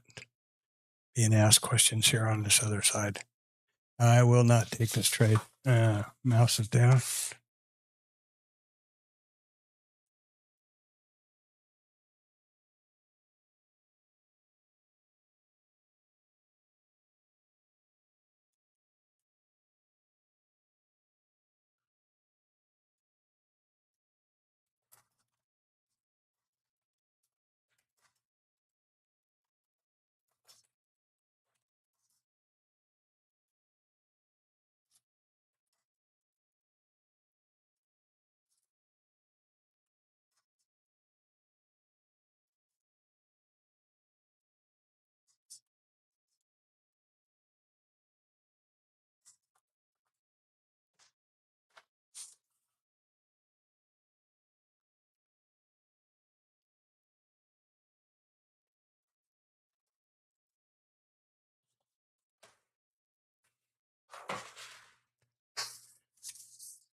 Okay. See if, a good friend and colleague of mine here from Denmark is talking about dragging up. So that was kind of surprising. Kind of sitting here focusing on something, and then some random thing comes zooming in from somewhere else. And life, sitting here focusing on what I'm doing, and life gets in the way. That's probably a song or something, I guess. That sounds like something I must remember from a country song.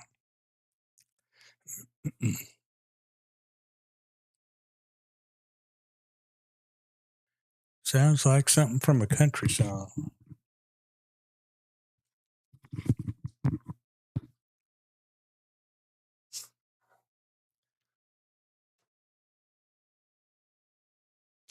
Well, now the mid and the VWAP are sneaking down closer there, so there's really no room to get there from here. 9 to 10, that's a point. So 9 to 11, 52 points. What the hell is that all about? Nothing. And I'll shut the stream off at about, let's see, quarter 22, I guess. I've got to get it together and go.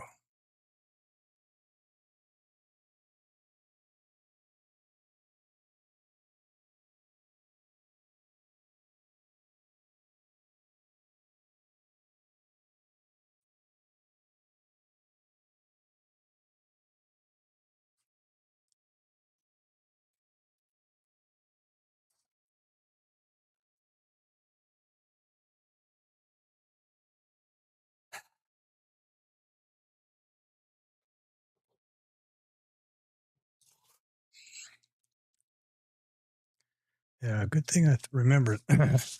Noticed that IB low. I just didn't do anything whilst typing. I almost was going to long right here, but that's not a high probability. And now I've only got 875 or so That would be just 3 ahead of just IB low would be just 3 ticks. No, 2. Never mind. First obstacle being the IB low would be 2 points. So there's no risk neutral scale range, whatever the hell you want to call it in there at this point. And I suppose if they took off on a runner or a big squeeze, I could jump on there quickly and grab a fast 3 out of it or something like that. Basically scalp it. That would be kind of nice. But on the other hand, one trade in, one trade okay, risk neutral scale, and then trade management for a handful of ticks. Pizza. Tom says, yeah, you have a couple slices of pizza.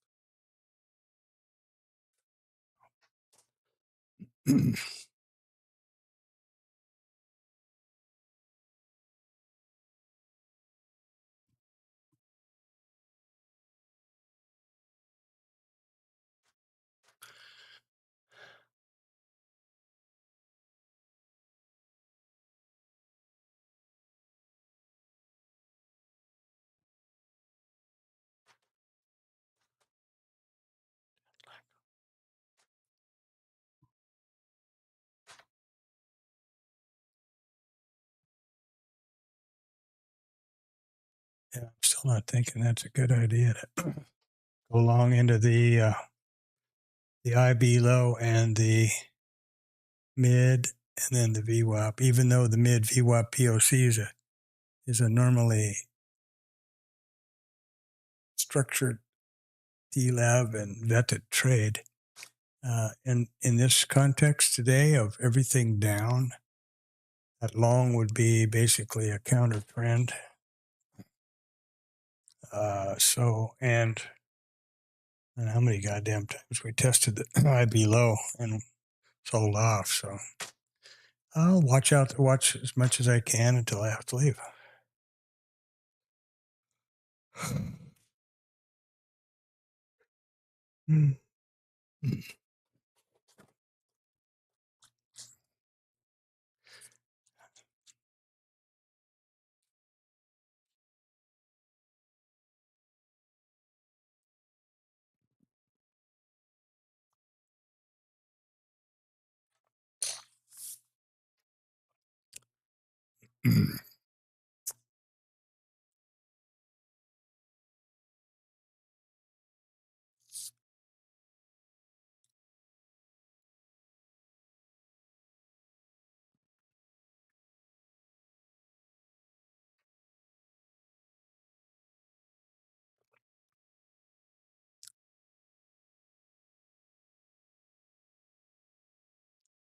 Yeah, I couldn't really say what I would think about this. So close between the IB low and the VWAP mid. How motivated are they to take it up to POC? And why would they be? What would that mean to anybody?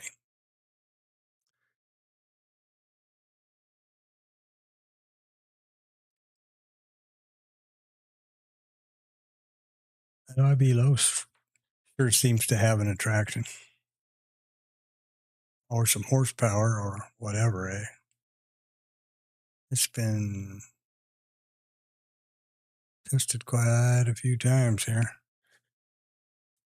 I've got I tested here, here, and here, and then I'm losing track of how many over there.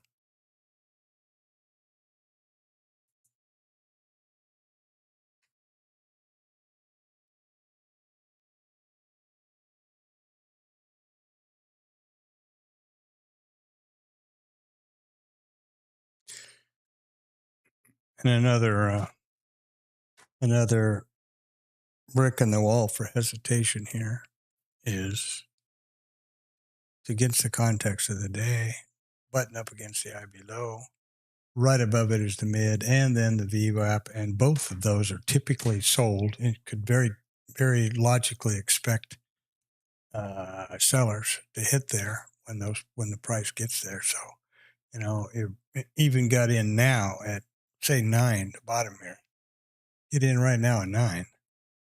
You're looking at 10.5. So not even close to scale at the IB low for risk neutral or the mid. Just barely be getting an IB risk neutral scale off between mid and VWAP. That's just not a place I want to play.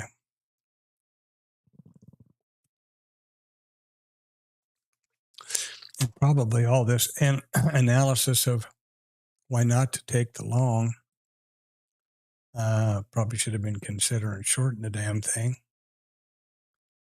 But that's also pretty dicey, just looking at the way the zippers form in there. And the thing about a consolidation like that, or a really strong zipper, like right here, when that thing pops, it's going to go one way or the other. There's no question about that. Very, very, very seldom will that just, limp off into the woodwork and close out. So.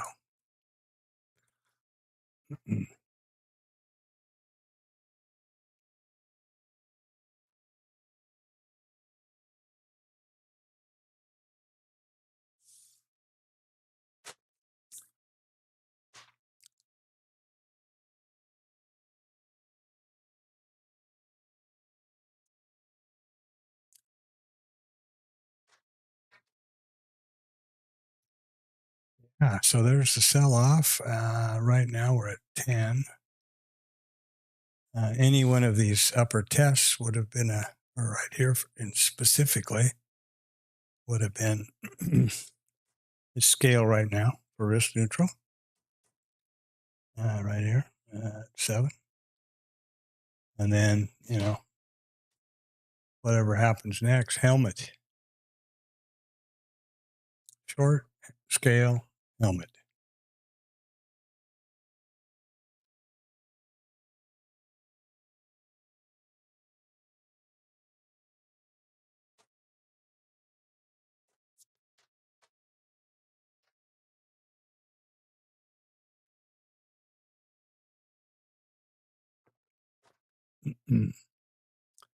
So far, my concepts around not going long up there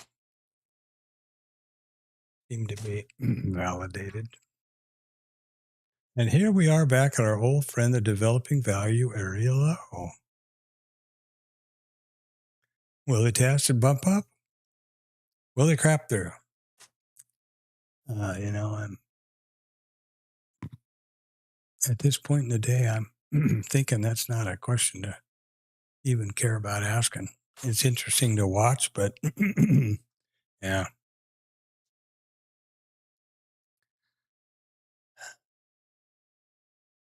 Repeat performance would be they're going to bounce it off the developing value area low and go back up and test the IB low again. And there's a couple of layers of crap in the way now of liquidity here. So this microstructure and liquidity here is part and parcel of all this noise. And they tested developing value area low there, and then 6.5, I guess, and see if they can get it up around 9.5. That would be a scale, but yeah, probably going to happen. Probably going to happen.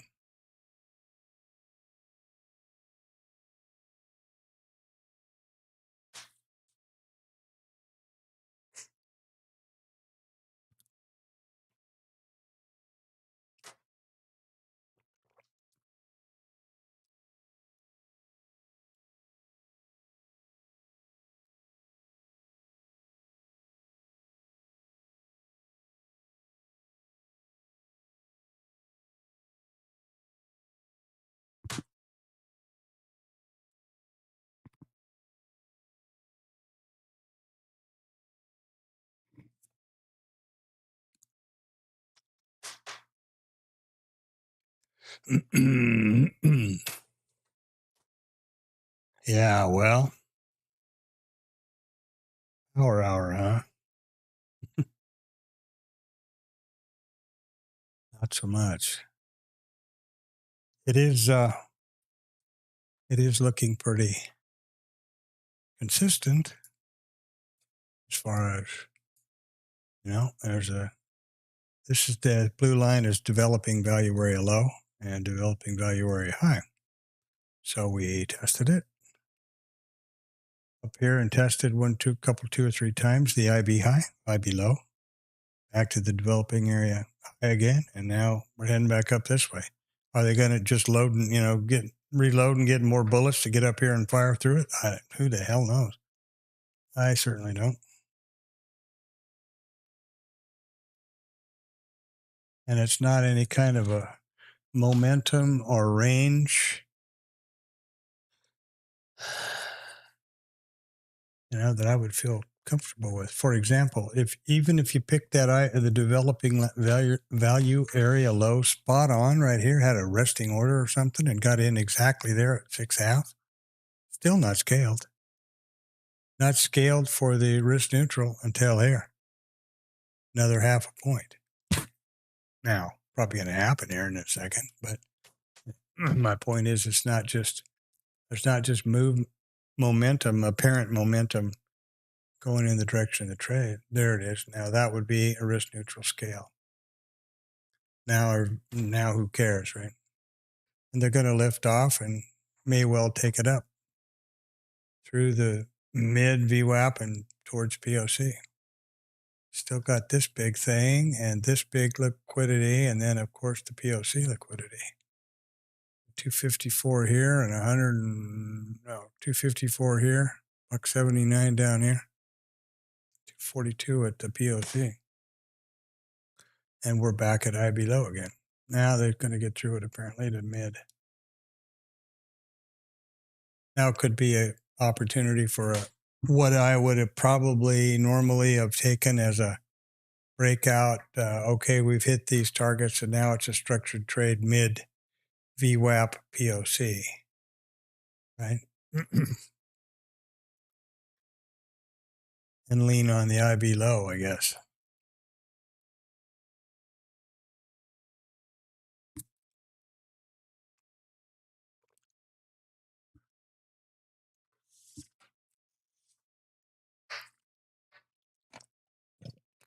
Yeah, I'm drinking a lot of water, else cats are or something. Every time I turn around, the bottle's empty. It's 2.5 liters or something like that. Yeah.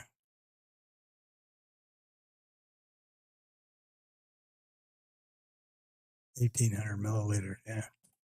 Liter and a little more than a liter and a half, liter and 3/4. Well, boom, the mid. Let's sell that bad boy. Retail to the rescue. Retail to the rescue.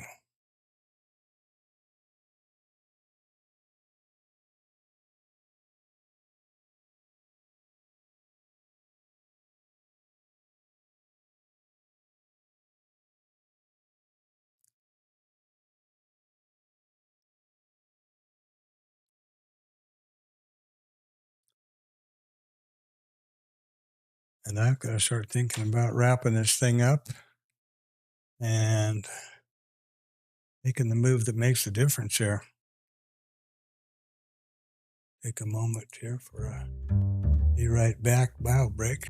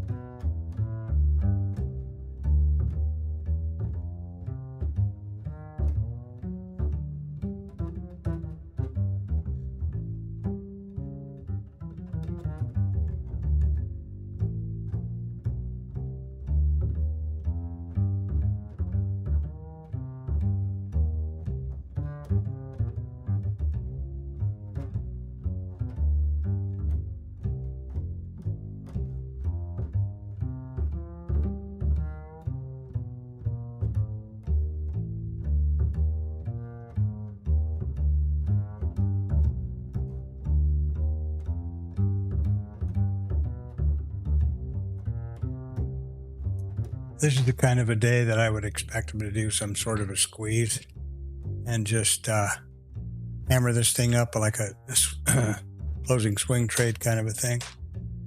But I won't be here to witness that or put on a trade for it. So obviously I'm not going to be able to do that, but that would be my expectation here. A little rotational, then smack it all the way down as far as they can and let it come up. Every time it comes up to the IB low, they barely let it through or pound it back. We've taken out the stats to the downside, except for one. I think there's still the overnight low still living down here. Yep. No. This is the previous. Oh, wow, it did get down there. Wow, man, they really got down there. I was not noticing that. Yeah, there's the overnight low. We got within a handful of ticks of it. So pretty much all the stats have been worked to the downside. And in my opinion, the long would be a counter trend. So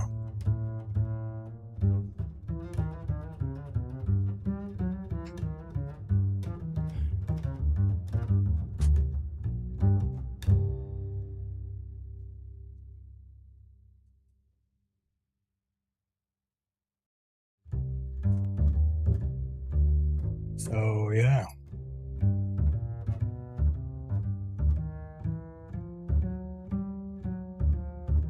Poking down towards that developing value very low again. They're just back and forth from that thing, aren't they? That's pretty crazy. Boom, boom, boom, boom, boom, boom, boom, boom. Yeah. That's the range that they're trading. They figure that. Let's see, what is it going to take? We're getting closer now. We're up to 15 and change. What's this thing? Oh, 16. So another couple hundred contracts in the VPOC is going to shift.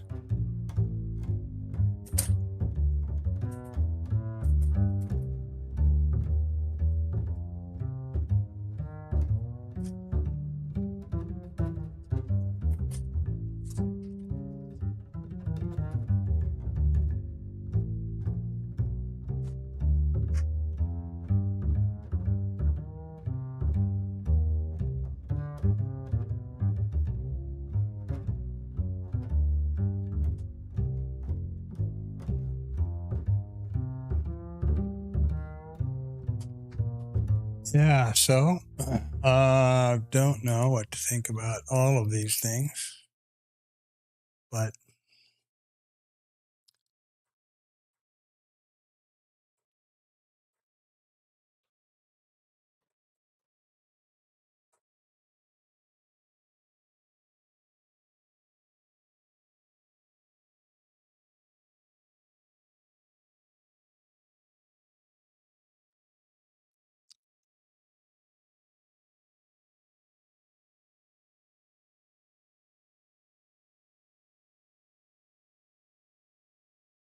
yeah, whether they're going to let this thing right here is 1611, right, and up here is 16.7. So when this exceeds, this volume exceeds 16.716, this VPOC, which had been living up here for a long time, is going to shift down to here.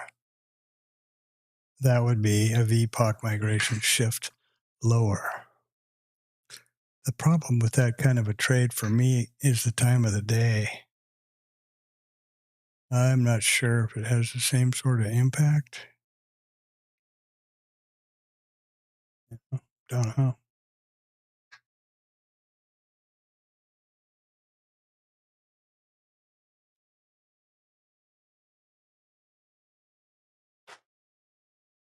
And to a lesser extent, or a few more contracts, but similarly would be the full session VWAP here, from here to here. Those would all be signs, even structured trades for a short but you know, at 2:30, and if I come back from school busing and the damn things, drop 50 points, I'm going to be pretty disappointed I wasn't here to enjoy that.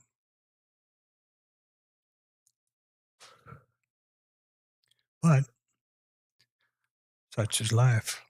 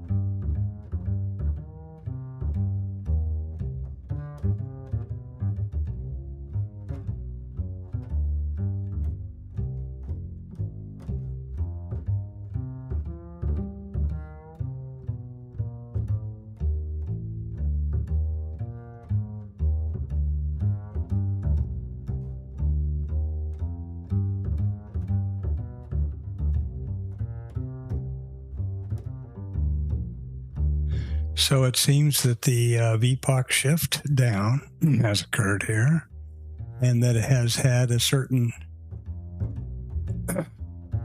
impetus to the traders to take that down, at least to the developing value area, low area, region here.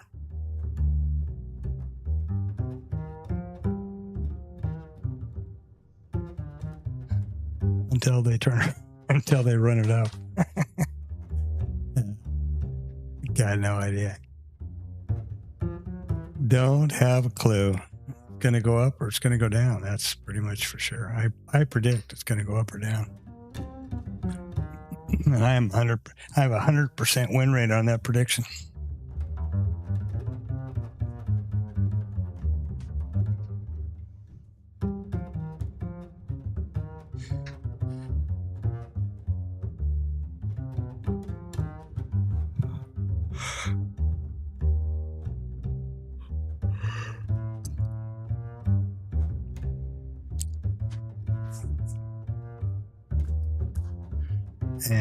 And in reality, why would that prompt sell off? The value came down to where they want the value to be based on where they've been trading it. So, yeah, don't know. Now we're at the mid and the VWAP, and there's no POC to test. Who the hell knows? Who the hell knows?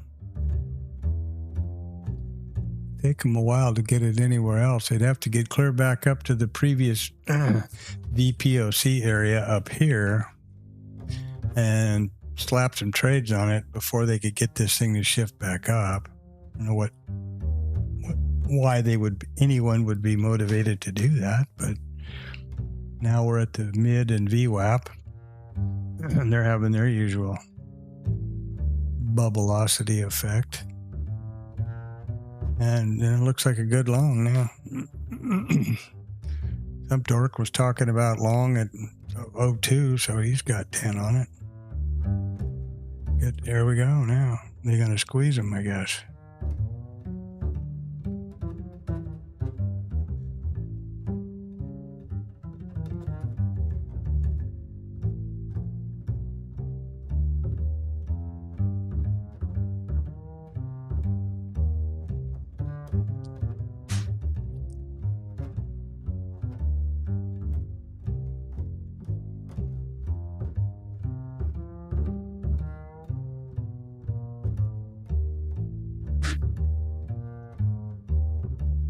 Squeeze, huh? There we go. Got it back up.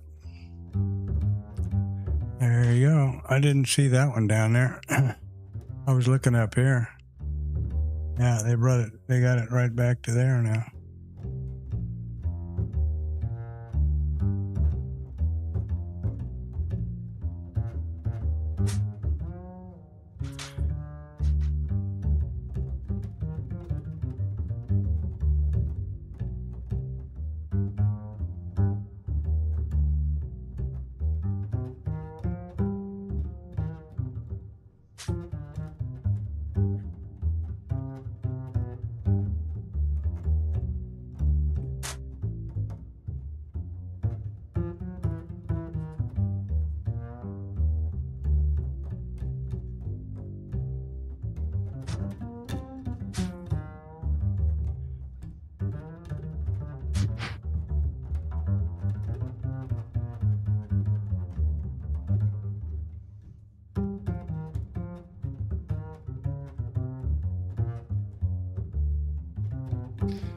Well, I think that I am not going to be involved in this hocus pocus unless it took off out of here like a jackrabbit, and then then I'd still be kind of apprehensive to smack into it, even looking to, take the first scale out, both contracts.